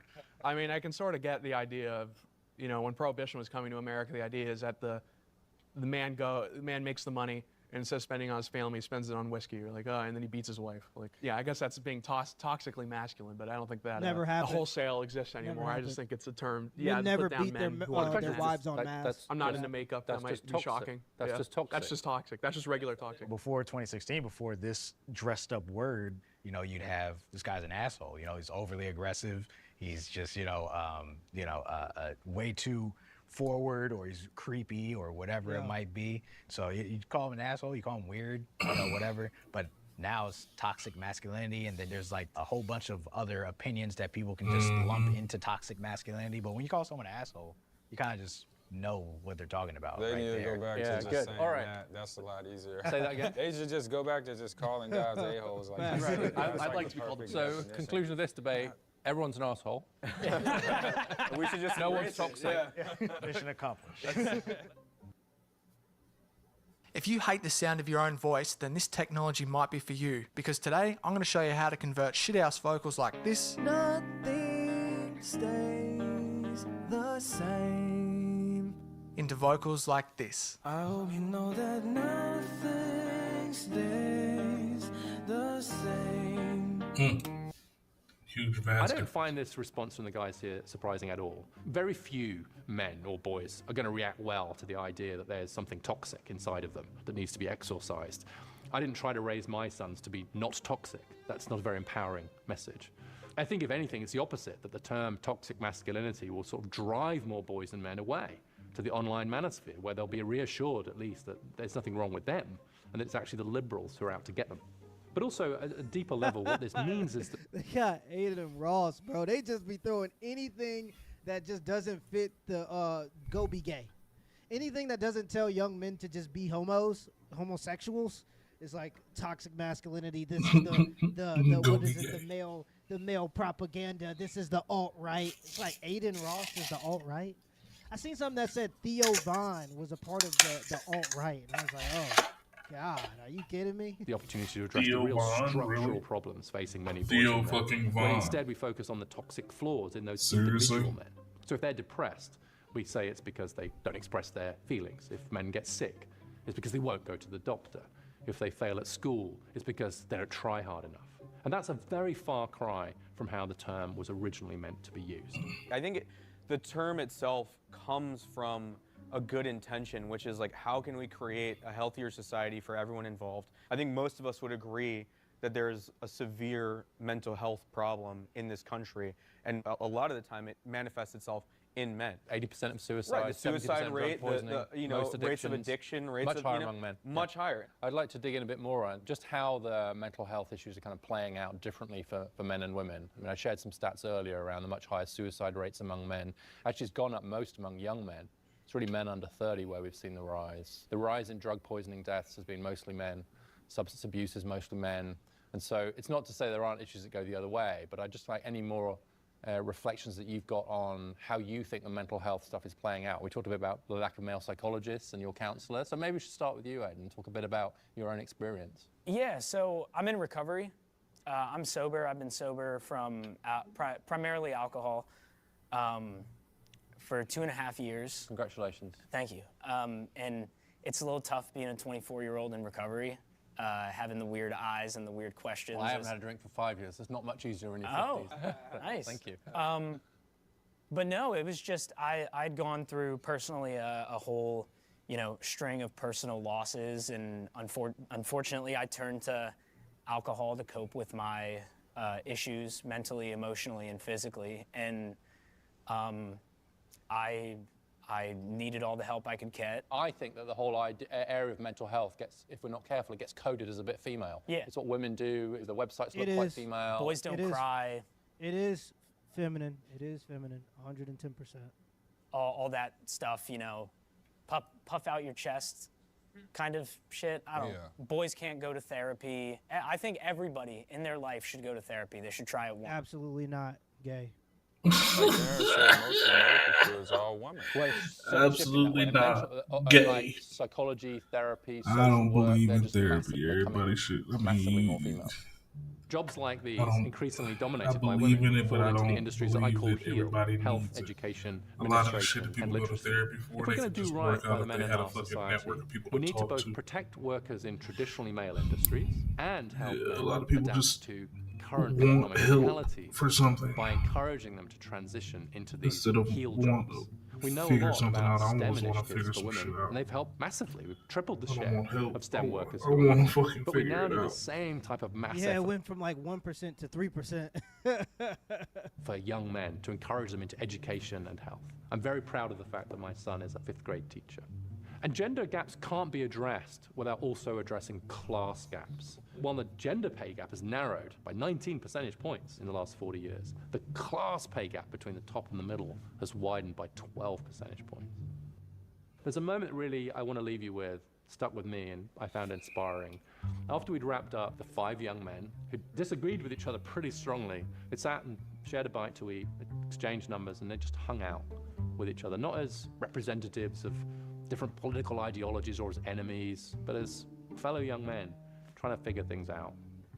And as we discussed, a lot of young men don't have a script anymore for how they should be in the world. Quite often they know what they shouldn't do, but they don't know what they should do. And so what we need now are some new economic and social scripts which allow for a positive vision of masculinity that is also compatible with gender equality. If we're going to write a new script for men that matches modern society, it's not going to come out of finding the perfect influencer. It's going to come out of messy conversations like this one. Hey Georgia, the summer adventure kickoff is on at Mike Bell Chevrolet. Save as much as $13,500 on a new 2025 Chevy Silverado 1500 or save $11,250 on a new 2025 Chevy Silverado 2500. MikeBellChevrolet.com. I don't know if you read the same report that we did about Florio and what Florio is reporting about the number 17 overall pick not agreeing to a deal yet with the Cincinnati Bengals. The way Florio is reporting it, as previously explained, I've reported this before. Tell me, why should I? As previously explained, this ain't the first time I'm letting the world. Nobody's listening to me, obviously. Bingo. He's like, everybody keeps saying the wrong shit, which we were one of them. So we appreciate him saying that he has reported this before and we missed it. We apologize for missing it. Yeah, the Bengals are exercising a new clause. We dug through the CBA, figured out that we could actually void all the years remaining instead of just the year that the whatever takes place happens. So we're going to try this out with the number 17 overall pick. And his agent said, I'm young, but I'm not that dumb. Can't be doing that to me. So now there's no end in sight because I assume the Cincinnati Bengals would like to set precedent with this deal. This is what we would like the future deals to look like. And Shamar Stewart and his agent are like, no, how is that? Why is that our life? And then I assume his agent is saying, why don't you guys figure out Trey Hendrickson, too, if you're going to be trying to sneak new clauses into our world. Joining us now, insider, analyst, Emmy Award winner, friend of the program, New York Knicks super fan. Ladies and gentlemen, Peter Schrager. Peter Schrager. Schrags, okay, so we saw Florio say, as previously explained, which was him saying, you should have seen this or known this a long time ago. The Bengals are trying to put in a new clause into Shamar Stewart's contract. This has not happened with previous Bengals draft contracts, is how Florio is reporting it. Have you heard anything out of this? And what are your thoughts on this? I thought the CBA regulated exactly how much everybody's getting when. I guess that's not the case, Schrags. Well, it used to be the assumption the last several years that where you're drafted is kind of what you're paid. So the idea of a rookie holdout would be completely illogical. You're going to get paid what you're owed just based on the structure of it. Now, I think Shamar Stewart's agent's an interesting guy. Zach Hiller's his name. He's also James Cook's agent, and he was Dalvin Cook's agent. And he's a young cat. He's about 30 years old, and he kind of beats to his own drum. And he's saying what he's saying. And the Bengals are saying what they're saying. And if you're going to take it for its word, you would look at the Bengals' handling of the Trey Hendrickson situation and say, well, that seems pretty unorthodox as well, and a little unkosher with how that's being done. But they weren't just going to take the deal that was given to Shamar Stewart. He hasn't stepped foot on a practice field, and that was including rookie minicamp, and that's including this minicamp. And guess what? Training camp's right around the corner, and you almost think you draft the 17th overall pick as a defensive end and a physical freak to be the guy who could ultimately replace Trey Hendrickson. And there seems to be contract issues with both of them. Not the case in 31 other training camps, but it seems to be the case in Cincinnati. Okay, so we see where Schrag sits in this entire thing. For that last statement, a lot of Bengals fans are saying, why you guys got to bury us? It's like, because this shit does happen with you guys. All the time. And it seemingly doesn't happen anywhere else. Now, would Duke be able to take care of it? I assume when push comes to shove, this will all get sorted. This will all get figured out. Like, I think the Trey Hendrickson deal will get figured out. Like, I think so. That will happen. I think there will be some sort of agreement. Or maybe he gets traded. I think there will be a decision that gets figured out. Shamar Stewart has to be on the field for training camp. Shamar Stewart fired back today. I'm 100% right. Should be a no-brainer. In Trey's case, it should be a no-brainer, too. I'm not asking for nothing y'all have never done before, but y'all, Bengals, just want to win arguments more than winning games, in my opinion. Wait. What? Whoa. That's a good start. That is a good start. Love it. That's from Mari Mirov at My Sports Update. He is an actual aggregator of actual NFL news, so I don't think he got hacked here. Do we know anything more about him saying this anywhere? That's a lot. Does he mean the Bengals organization or like the Bengals fan base? I think the Bengals... The organization. Yeah. For sure. Paul Daner Jr. Is reporting the Shamar Stewart conversation at his locker is obviously not great. Clear the frustration is bubbling up from a small annoyance to something more long-lasting. Most notable, something very simple to fix. It's kind of disappointing, so Shamar. Interested to see the disenchantment with the organization's handling of this coming through so clearly now. I can't say what I really want to say. It's their contract. They can do what they want with it. Some very frank and direct comments from Shamar Stewart and why he continues to feel he's 100% right to sit out. Clearly very upset and frustrated with Bengals that he's not signed and on the field. Let's go to that. Let's go to the beginning of that clip, and let's see what he had to say here. This is 3 minutes and 35 seconds long. You can pause that, go full screen on it. Here we go. I actually have no idea. I really don't know. What have you been doing to stay locked in? And you know, there's only so much that can replicate on the field reps, but what have you been doing to make sure that you're actually locked in when you're out there, knowing that you can't do anything? Great question. I still go to meetings. I still study my playbook, you know, take down the right notes, and then whenever I get some free time, I go out to train at Black Sheep. Is it fair to say at this point that you will not step foot on the practice field in practice until you're signed? Yes. Good question. Very bad. I mean, I've been doing this for most of my whole life, and then all of a sudden it's gone over something very simple to fix. And it's kind of disappointing. Have they given you any answers as to why they're choosing this year and you to set a new precedent? If I really wanted to say, yeah, I can't say what I really want to say, but it's their contract. They can do what they want with it.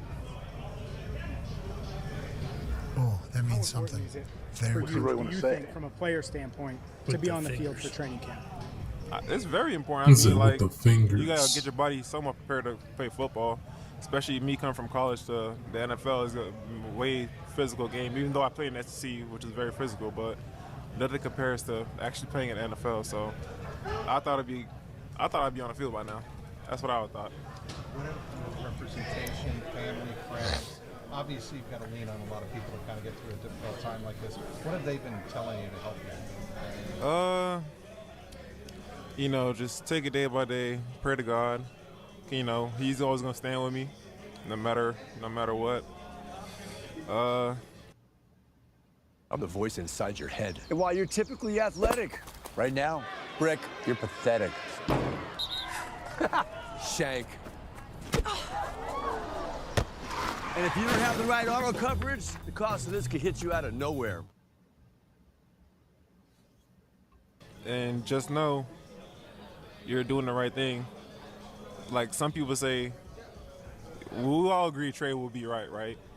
But technically, he's still 1% wrong for being under contract. So, in my case, I'm 100% right. So it should be a no-brainer. And in Trey's case, I think it should be a no-brainer too. I mean, he led 17.5 sacks for 2 years back-to-back. If I was the GM or I was the owner, take all my money. But I guess they don't operate like that. But Have you talked to Trey at all? I talked talked to him the last time he was here, but other than that, no. Has this experience soured your taste for the Bengals? I'm not gonna say that. I mean, I'm still new here. We still have a long future ahead of us. Maybe. Communication with Zach Taylor been like through this? Seems very reasonable. Yeah, I like this kid a lot. Talk here and there. Yeah, me too. Mentally, no. Physically, kind of, sort of. Not really, though. I still work out. I feel like I'm still in good shape. How do you make sure that you're ready to go whenever that time does come? Oh, I'm always ready to go.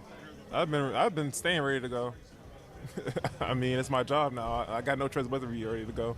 Oh, yeah. Are you optimistic is the wrong word, but is it realistic that you could practice tomorrow if something gets done? I mean, is it that quick? Do you think it's going to be like a light switch? Let's see. We got, 20 hours? Let's see what happens. Thanks, Shamar. Thank you. Appreciate it. I think he handled that very, very well. Shout out to Trags on X, by the way, for posting that. Mike Petraglia is the one that posted there, even though there was a lot of media surrounding him at that moment. I'll tell you what, calm, composed. Yeah. Yeah, I'm working out. I'm down at Black Sheep. I guess that is probably a gym near there. Because if it's voiding the entire contract, if something happens, he doesn't want anything to happen. Obviously, there's some sort of, and him saying their contract, I wonder how many times the Bengals have said, you're coming to our team. Mm-hmm. This is our offer to you. And this is how it's going to go. And then they ask, have you ever done this before? No. This is the first time we're doing this? Well, I don't think so. And then him talking on Trey's situation. The guy got 17 and a half sacks. I guess if I was the GM and the owner, I'd say have my money, but I guess that's not how they do it around here. Has this soured your taste? No, I guess. We're going to have a long relationship. I mean, everything about him, I'm like, I like the way this guy. I like the way this guy operated. I mean, that was a real babyface move right there. Yeah, because that's a really, really, really tough spot to be in. Like he said, you are taking that huge jump, and you got to just stand there and look like the asshole on practice. It's not doing what everybody else is doing.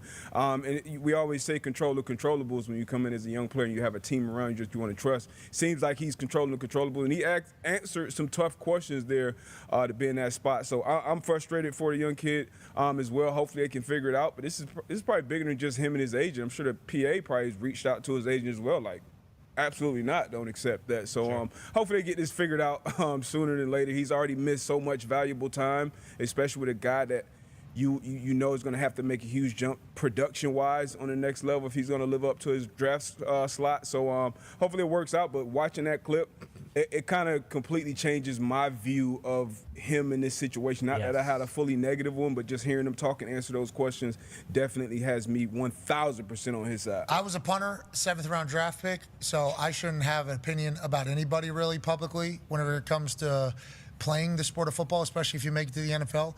But in my mind, when I heard about this, I was thinking to myself, rook-ass rook, shut up. Mm-hmm. You know? Yeah. Like, this contract is not the one you're getting rich off of anyways. Mm-hmm. Like, the next one is the one you want. We need to be trying to get everything we can get done to get to the next contract. That's where you get rich. Like, the first one, obviously great, but we want to get to the next one. And as a rookie, you are no longer the guy, like, you're in a room full of the guys. I mean, it's a whole new thing. So my natural reaction was like, this dude thinks the NFL revolves around him. He has no idea how this goes. Then I listen to him talk, and I'm like, oh, the phone. I love this guy. Yeah. I would like this guy on my team, actually. Why won't the Bengals get it done? I feel like I'm very happy we listened to that. And also, Shamar, hey, stand on business, everybody. Stand on your business. I wouldn't want to be a guinea pig for a new clause either, I don't think. Now, how many other teams do this? You know, like that's the next question. Are the Bengals the only team doing this? He's protecting the next couple first-round picks, because if Bengals slip this into his contract, they can show next year's first-round pick. Well, this is kind of what we do, and they can kind of pressure their agent and whoever the next pick would be. So I do wonder if any other teams are trying to put this clause in. As long as probably forever, there's only been one Frosty. Because what would we even do? Add a bunch of new swirls and mix-ins like Oreo cookies or Pop-Tarts pieces? That's kind of genius, actually. For a fresh way to Frosty, gotta be Wendy's. I'm assuming they're the only one. I'm assuming if it's something shitty, then the Bengals are the only team doing it. The little tidbit Florio released too, that kind of completely pivoted the entire thing for me even before hearing that, just because once you realize, the Bengals are just trying to screw over their first overall or 17th overall pick, their first rounder, there's no point in agreeing with the Bengals in any situation. Is there a precedent of like him, Mr. of a Mr. President, precedent, whatever? Is there a situation where a first rounder has just never Bosa, right? The Bosas. I think something happened with the Bosas. But I mean, like never. So theirs was money in Bosa signed like Bo Monday Jackson? of week one, like where you just never sign your first. Wasn't he drafted to a team in the Raiders, maybe? And he just didn't go. He went to. I think it was like the Bucks or something, and he told them before they drafted him, like, "Hey, if you draft me, I'm not gonna." Joey, not He wanted to coming." play baseball. Yeah, Joey missed all the preseason games. His contract didn't get done until right. Both of them. I think both so did Nick. Bosas. But I think that's when it's money. That's one thing because it wasn't their whole dispute was on guarantees of money. Yeah, This one is a clause on future voids. and they were both top 3 picks. This is the 17th. Hey, shout out to the young agent reading through that thing and finding clause. He had to send it. I would assume he sent it to multiple other agencies. Friends, hey, this isn't normal, right? Like we can't be signing this. You got to remember those lawyers too. They'll sneak a clause in there deep, 30 pages, 40 pages in, 20 pages in. You know, they do that so other lawyers are forced to be hired to read through these things. Whereas, blah, blah, blah, blah, blah, blah, blah, whereas, blah, blah, blah, blah, blah, blah. We're 4 pages in, and whereas has only said one fucking thing. But who wants to sit here and do all this? Oh, other lawyers do. So you need to hire another lawyer to deal with the other lawyer. So then lawyers always have what? Work. Billable hours. And this agent, and the lawyers that read through it, if it's not him, if the lawyers for the agent read through it, whatever, found it and were like, nope, that's a good deal. Good for them. Yeah. I'm happy they did that. Dead ass. Future voids though. Crazy. So if I get injured, like end of season 1, y'all could void my future, the rest of my contract if you deem necessary. Fuck out of here. Pay me the contract that y'all paying me. That y'all want to pay me. I wonder what the scenario would be if it was a, God forbid, some horrible season-ending or even career-ending knee injury. Then what would it mean for Nike? There was a time when signing with Nike didn't just mean you were a star, it meant you made it. Michael Jordan built I was a Nike kid. Kobe redefined it. I didn't have any. They didn't pay me like money, but and for nearly 2 decades, my school was sponsored by Nike, just a logo. and they did us good.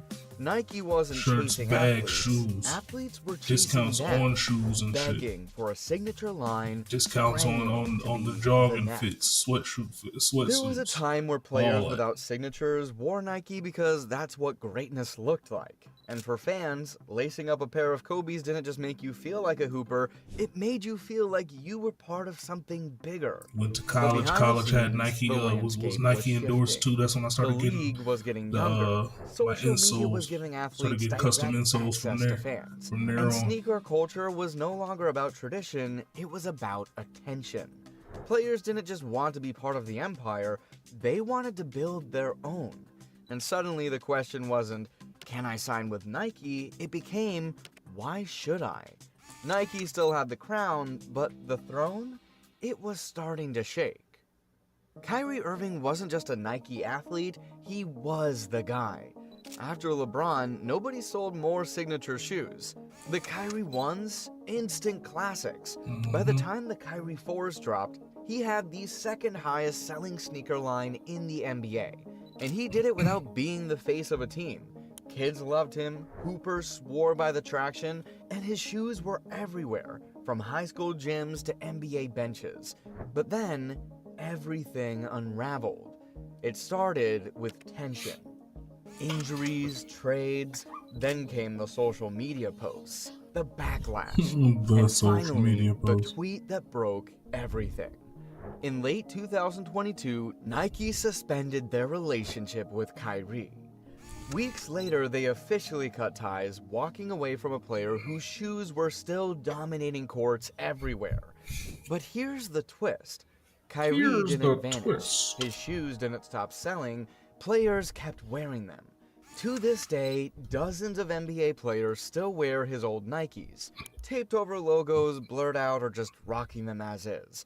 Because Kyrie didn't just build a brand, he built trust with hoopers, with fans, with a generation that didn't care about corporate PR. Nike thought dropping him would erase him. Instead, it proved something way bigger.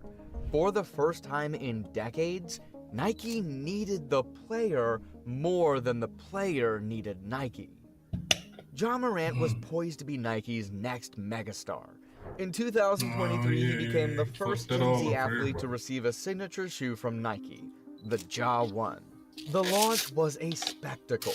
Vibrant colorways, dynamic commercials, and a narrative centered around resilience and self-belief. But the narrative took a sharp turn. In March 2023, Morant was suspended for 8 games after an Instagram live video surfaced showing him brandishing a firearm at a nightclub. Just months later, a second video emerged, leading to a 25-game suspension at the start of the 2023-24 NBA season. Despite the controversies, Nike stood by Morant. They continued to release his signature shoes, including the Ja 2 and the upcoming Ja 3 Max Volume, set to launch in August 2025. However, the public's reception was mixed. While some fans remained loyal, others questioned Nike's decision to maintain the partnership amidst Morant's off-court issues. The brand faced scrutiny, with debates igniting over corporate responsibility versus athlete support. Morant's situation underscores a broader challenge for Nike, navigating the complexities of modern athlete branding. In an era where personal conduct is under intense scrutiny, the line between brand ambassador and liability has never been thinner. Zion Williamson was heralded as the next big thing, a generational talent poised to dominate the NBA. Nike saw him as the heir to LeBron's throne, signing him to a lucrative endorsement deal even before his professional debut. But the first sign of trouble came early. In a high-profile college game against North Carolina, his Nike PG 2.5 sneaker catastrophically failed, leading to a knee sprain just 36 seconds into the game. The incident not only sidelined him, but also caused Nike's stock to drop by $1.1 billion the following day. But what happens here is his Nike shoe explodes. What? It explodes just as he's making a move. He goes down, he's holding his knee. Wow. And he, it seems like he's going to be out. He was not able to play the game. Despite this rocky start, Nike doubled down, launching Zion's signature line with great fanfare. The Zion 1 debuted with expectations of ushering in a new era of dominance. However, reality painted a different picture. Persistent injuries plagued his early NBA career, limiting his time on the court. Weight management issues and questions about his commitment further clouded his rising star. Nike continued to release new models, Zion 2, Zion 3, but without consistent on-court performances, the excitement waned. The signature line struggled to gain traction among fans and players alike. In an era where authenticity and performance drive sneaker culture, his brand began to feel more like a marketing construct than a reflection of a basketball phenom. The once promising partnership between Zion and Nike now serves as a cautionary tale. Even the most hyped prospects can't fulfill brand expectations without the substance to back it up. Nike's dominance in basketball footwear was once unchallenged. The swoosh symbolized excellence, aspiration, and the pinnacle of athletic achievement. However, the cultural landscape has evolved, and with it, the perceptions and preferences of both players and fans. Today's athletes seek more than just endorsement deals. They desire partnerships that reflect their personal values, offer creative freedom, and provide a platform for authentic expression. This shift is evident in the choices of emerging stars. Anthony Edwards, the Minnesota Timberwolves guard, chose Adidas, launching AE1, a signature shoe that quickly gained popularity. His decision underscores a desire for individuality and alignment with a brand that supports his vision. Scoot Henderson, even before his NBA debut, Henderson signed with Puma, releasing the Scoot Zero. This move highlights a trend where players prioritize brand relationships that offer them a significant voice in product development and marketing. Kawhi Leonard, known for his reserved demeanor, Leonard partnered with New Balance, a brand that complements his understated style. The collaboration has produced the Kawhi 4, reflecting a synergy between athlete and brand ethos. These choices signify a broader cultural transformation. Athletes are no longer content with being mere endorsers, they aspire to be collaborators, innovators, and entrepreneurs. Brands that recognize and support this shift are gaining favor, while traditional powerhouses like Nike must adapt to maintain relevance. The sneaker culture is no longer solely about performance or legacy, it's about storytelling, authenticity, and connection. As players continue to seek partnerships that resonate with their personal Nike narratives, used to be the best the industry storytellers out must there, evolve too. to I don't know meet what these happened. new expectations. If Beans there was all of ever a a sudden. blueprint for what a modern Nike athlete should be, it was Kobe Bryant. Obsessed with the game, relentlessly competitive, globally iconic, his signature line wasn't just successful, it was beloved. The Kobe's were worn by stars and role players alike. They weren't loud or bulky, they were designed to hoop in. Even years after his retirement, Kobe's shoes remained some of the most used sneakers in the NBA. In the 2020-21 season, over 100 players were still wearing them. You'd see Devin Booker in Kobe 5 Protros, Anthony Davis in 6S, and Udonis Haslem still rocking original colorways at 40. In January 2020, Kobe passed away. And for the first time in decades, Nike had no compass. No bridge between the old guard and the next wave. Shortly after, Kobe's estate, led by Vanessa Bryant, let his Nike deal expire. Kobe got Bron. Rumors surfaced that Kobe had plans Kobe to was start the his bridge own between player-first shoe Jordan and brand. Bron. For a moment, the Now you unthinkable got Kobe happened. and Bron. The Bron is Kobe the line disappeared from bridge shelves. between Fans were outraged. Players hoarded pairs. Collectors drove prices KD and the others, through the KD roof. and Kyrie. Eventually, Vanessa and Nike struck a And new then KD deal. and Kyrie is But the by then, bridge the to moment was gone. The D-Book, pipeline John, was broken. Zion. And the next generation, they didn't see themselves in the same swoosh Kobe wore. Without Kobe, Nike didn't just lose a star, they lost the heartbeat of their basketball And they got brand. now they got And the Vic. Now vacuum they left got behind, it Antetokounmpo still and hasn't been Wembanyama. filled. Nike's dominance in the basketball sneaker So market actually has it been was challenged in recent years. The Jordan- brand reported an 8% revenue decline in the second Jordan quarter of fiscal Barkley. 2025, with digital sales And who's the dropping by other 21%. This downturn Jordan has Barkley prompted down Nike to to reevaluate its strategies and seek new avenues for growth. Kobe, In response, Kobe, Vince, Nike has Bron. announced a return to selling its products directly through Amazon's Vince, US Bron website, down to, aiming to enhance product Antetokounmpo, availability KD, and boost sales. Kyrie. This move signifies a shift towards embracing broader digital platforms to KD, reach consumers Kyrie, more effectively. Giannis Leadership changes feeds are into also Book, underway. Elliot John, Hill, and Nike's new CEO, Zion. emphasizes a renewed focus on sports and And all of innovation, them feed aiming to into steer the Vic company and, back to its roots Wembanyama. and revitalize its product offerings. Yeah.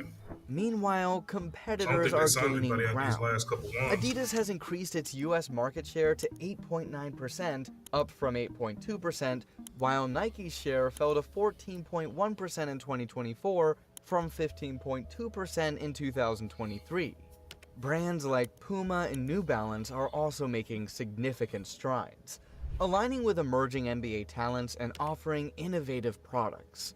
The landscape is further complicated by players like Jaylen Brown, who turned down substantial endorsement deals to launch his own shoe brand, 741 Performance. This trend reflects a growing desire among athletes for greater control over their personal brands and business ventures. As the basketball sneaker market evolves, Nike faces the challenge of adapting to changing consumer preferences and increased competition. The company's future success will depend on its ability to innovate, embrace new distribution channels, and forge authentic connections with the next generation of athletes and fans. Nike's iconic swoosh has long symbolized excellence, aspiration, and dominance in the basketball world. From Jordan to LeBron, the brand has been synonymous with the sport's greatest. However, the landscape is evolving. Emerging stars like Anthony Edwards, Scoot Henderson, and Jaylen Brown are forging their own paths. Aligning with brands that offer more than just endorsement deals, they offer identity, creativity, and a stake in their own narrative. Nike's recent strategic shifts, including returning to Amazon after a 6-year hiatus and adjusting pricing structures, indicate a company adapting to new market realities. Yet, these moves also reflect the challenges of maintaining relevance in a rapidly changing industry. The question now isn't about Nike's past glories, but its future trajectory. Can the brand recapture its innovative spirit and connect authentically with the next generation of athletes and fans? As the basketball sneaker culture continues to evolve, one thing is clear. The game has changed, and so must the players, brands included. If you made it this far, and if you're into this kind of storytelling, hit that like button, subscribe, and turn on the bell. We've got way more coming. Got way more coming. As a video creator, our biggest enemy is time, and something that takes up a lot of time is color grading. My name's Harry, and I'm no expert in color grading. With Envato's huge LUT library, I've been able to create some. So Mind's Eye is out, and let me just start this video off by saying, it's bad. It's a very bad video game. I don't think there's any reason to buy Mind's Eye, and later on in this video I will talk about when, maybe, if it's possible, there is a moment and a price point at which maybe it's worth your time. If this game were free, I would not recommend it.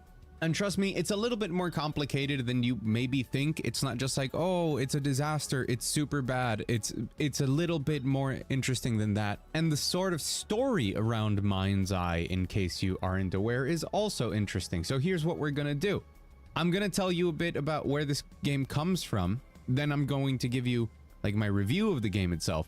And then we're going to talk about the absolute insanity that has gone on at the studio, the disaster that it is when it comes to its budget, its sales, its marketing, a lot of the things going on that just classify it definitively into the category of Concord likes in the size of the crater that they leave.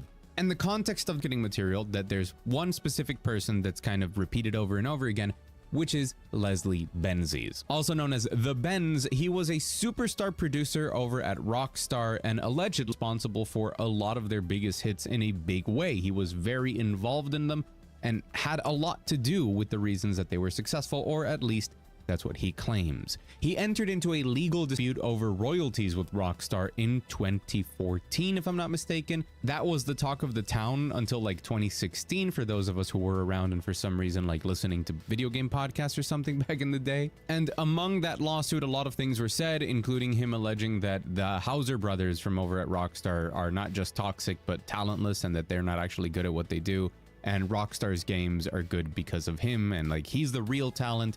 And he's going to show them a lot of ego and hubris going around. I know that Rockstar spotless, but that doesn't mean that they don't have huge egos and, you know, the hubris to match at times. And so the Benz, after all of this, started his own studio, Build a Rocket Boy, got funding for it, got employees for it, and started working on their big game, which they announced, I believe, in 2019, called Everywhere, which is intended to be more like a platform. Think something like Roblox or Fortnite. It's a game that you launch, but then there's games inside of it and a lot of focus on user-generated content.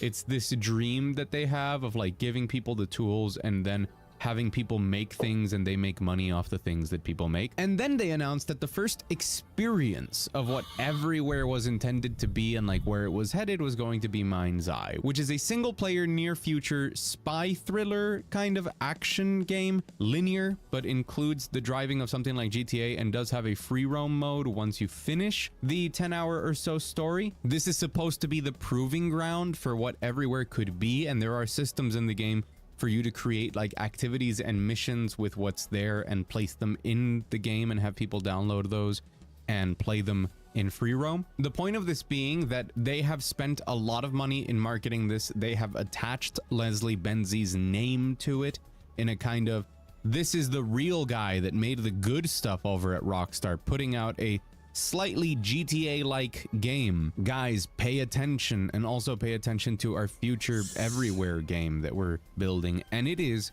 absolutely dreadful from top to bottom. So we're gonna dig into that, and then we're gonna dig into the absurdities that have been coming out of the studio and how they fumbled the very little goodwill that they could have obtained from this. Timestamps for everything down below, of course. And hi, by the way, I'm Mug. It's nice to see you. If you're new here, welcome. And if you're not new here, welcome back. It's really good to see you. And that fit, you're looking great. You just look top to bottom, amazing. You. I've said it, it's Hot Gamer Summer, and you're working it. If you enjoyed the video at any point, hit the like button. That helps the video spread farther into the algorithm. If you think that my flavor of news, reviews, and retrospectives is something that more people should see, that's the best way to support the channel. Just hit the like button. And if you really like what I do, don't subscribe yet. Wait until the end of the video. Make sure that what 19 hours ago, 47,000. Good God. 91K subscribers, man. I do is worth your time. Let me earn your subscription. So everything's pretty set up. Let's get into it. So look, I think it's pretty harsh to say that Mind's Eye is not worth anyone's time, really. And currently there are people like reviewing it on Steam saying that people who are saying negative things about the game are just trying to hate on it for no particular reason, or because of things that have been said, things that have happened around the game. It has very bad performance on low-end machines. It seems to be decently stable on high-end machines. I have personally run into a ton of bugs and glitches on a high-end machine and tons of stuttering also. And also, it is true that they did not send out review codes for this game, neither for press nor for content creators. They have not sent anything out to anybody. They, as far as I know, made sure to purposefully delay everything because the game was not looking good. And that's also because the previews had some very bad things to say about the game. And that has also colored people's opinions. And I'm here to tell you that no matter what people say, Mind's Eye is very, very bad. And I'm going to try and summarize a lot of this. Trust me, like my experience playing it. Like if you really wanted me to sit down and objectively explain why this game is just unequivocally bad, just terribly designed and made. But I don't think I'm going to have to. I think you're going to see very clearly. And there's two ways of explaining this. One of them is kind of mean and the other one is a bit more favorable. I'm going to do both. The kind of mean one is that some games are really mid or really average, but they are trying. They're trying to do something interesting, or they're trying to build something out. You can tell that there is an intention, a passion, a build-up, that there's something behind them. And then there's Mind's Eye, which is aggressively mediocre in kind of a similar way to Concord, funny enough, where I praised when Concord came out. I said that it was a perfectly competent shooter. It just was too late with nothing to differentiate it. It was just boring, had no identity. Like Concord, it wasn't a wreck of a game that like didn't work. It just offered nothing of value to people who played it. Mind's Eye, similarly, works less than Concord. It's a less competently made game, but offers nothing of value. The more favorable way of looking at it is if you really wanted to play like a game like the PS2 era James Bond games, if you remember those, kind of a combination of a little bit of stealth, some third-person shooting, as well as driving and kind of structured around set pieces. But if you wanted to play one of those Bond games like mechanically to the same complexity, maybe sometimes a little bit less complex and less well done, and also without all the cool set pieces from those PS2 games, Mind's Eye channels a lot of that energy. And now that I say that out loud, it is actually also kind of mean. So I guess both ways are kind of mean. But that Bond comparison is very apt in the sense that Mind's Eye has three parts to it. There is action, which is a basic third-person cover shooter. There is driving, and there are mini games. Those are the things that you're going to do in the game, and trust me when I say that the mini games can actually be a bit of a highlight just because the shooting is so bad and the driving can get so repetitive and it can function so poorly because of the open world. But let's go in order. Let's talk about the shooting. This is some of the most mediocre shooting that you could experience. Like, I have played Unreal Engine asset store flips that feel better to play than Mind's Eye when it comes to shooting, and it comes very close to feeling like an asset flip, and not a good one at times. You have your weapon wheel, you press B or circle to get into cover, and you hold the left trigger to pop out, and then you shoot. There's no interesting mechanics to swap from cover to cover. There is no blind fire. There is no melee combat. There's no like striking people. There's no taking people hostage. There's no like flare. Think something more like Uncharted or The Last of Us. It is as bare bones as a third-person shooter can get, while you shoot with incredibly weightless weapons that look and feel terrible to shoot at enemies that are incapable of functioning as basic human beings. If this is what the near future is like, it makes sense that there is so much chaos, because like both the people trying to catch the criminals and the criminals, like they're gone. They're gone. We've succumbed to total brain rot. This is a boring and lifeless shooter that doesn't even offer like challenge to the player within its very limited mechanics. It doesn't provide any sort of tools to have real fun with the shooting, right? You're not doing cool melee combos into throwing a grenade, into sliding over cover and like big set pieces. You're just like going into cover and then like putting the crosshair on the enemy's head and shooting whatever weapon you want. They all kind of feel the same, and they're all kind of equally boring or equally efficient, whatever you want to consider. And the enemies will just walk at you, or forget to walk at you, or forget that you exist. They will kind of crash into each other. They'll get stuck on terrain. They'll shoot at you while walking away from you backwards and weird things. Just horrible behavior from what the enemies are, and it is some of the least interesting, least compelling gameplay that I have ever experienced when it comes to a third-person shooter. Like, we can go back to some of the origins of the entire genre. We could go back to something like Dark Sector. I would prefer to play Dark Sector every day of the week than to play the shooting portions of Mind's Eye. And it's not because it's a disaster. It's what is there, it works, right? But it's just really bad and not much of it, which is why I actually have to like go back on what I said at the beginning of the video when I said that I wouldn't recommend this to anybody. I actually would recommend this if you're an insomniac, because playing the shooting levels in Mind's Eye will put you to sleep. Now later on, they do try and add some more interesting flair to it. You get your little robot companion, your kind of tiny little drone, and you can pop out into it and scan enemies with it and knock out enemies and stun them and stuff. And that's also used for like a little bit more of navigational puzzles, which are generally horrible and very poorly communicated to the player. Just like the overall level design of the shooting segments, again, very linear. It's just like kind of a mess. A lot of the lighting is a mess. A lot of the signposting of where you're supposed to go is kind of a mess. A lot of the environments are like dark and just series of connecting buildings, which makes it sometimes difficult to really know where you're headed and what you're supposed to be shooting at even. That is remedied by the levels that I guess are more just like head down this road or something.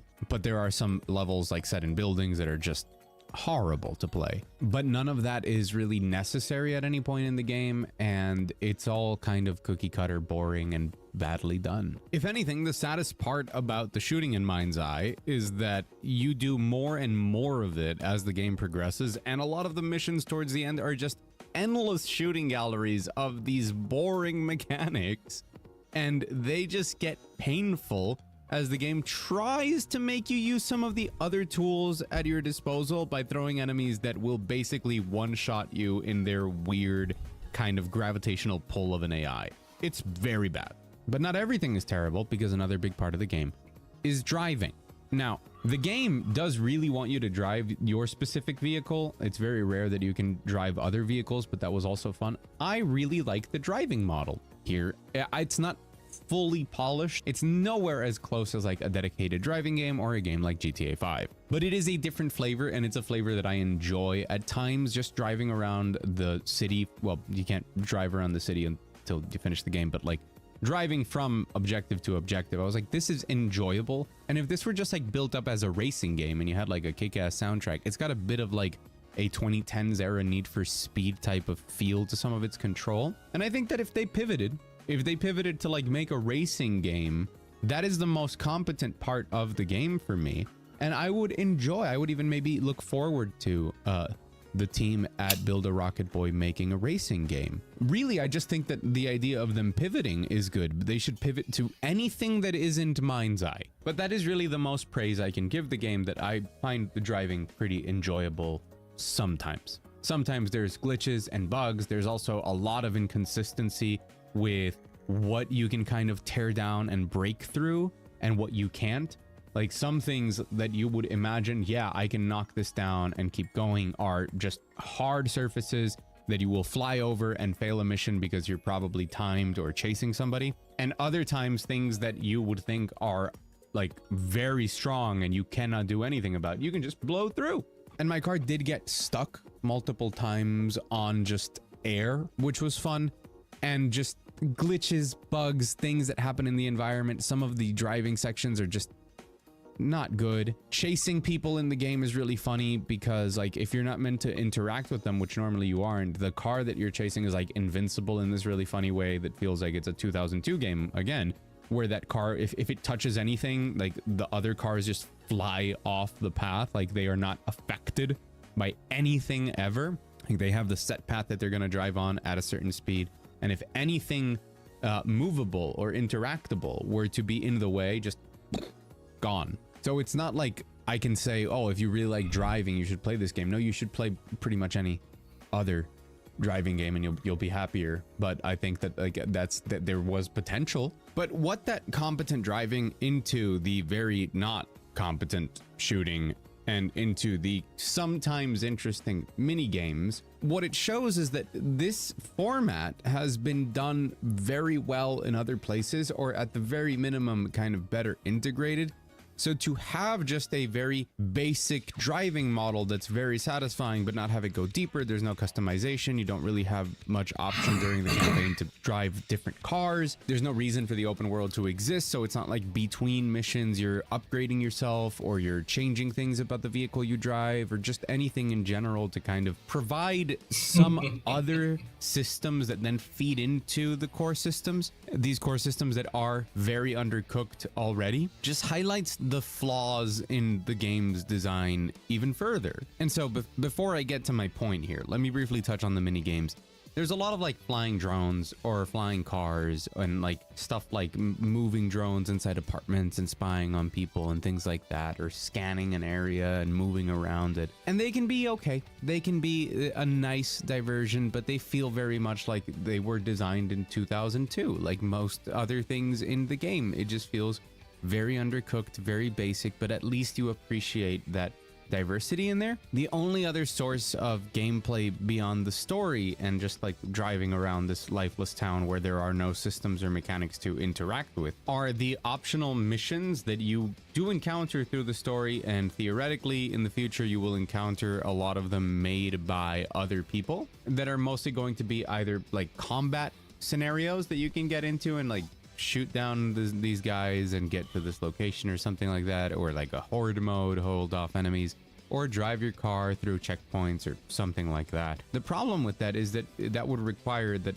like shooting guys and running in the game were fun. I don't want to play these things. They are not offering me more value because they are not enjoyable to do. And because the game does so few things and seems to like focus on them and doesn't cook anything of its mechanics to a degree that is acceptable, I find it hilarious that the way that they kind of pitch it is like it's a Hollywood grade shooter. When I think of like a Hollywood grade shooter of something that's meant to be, okay, linear, it's not a GTA clone, we've established that, right?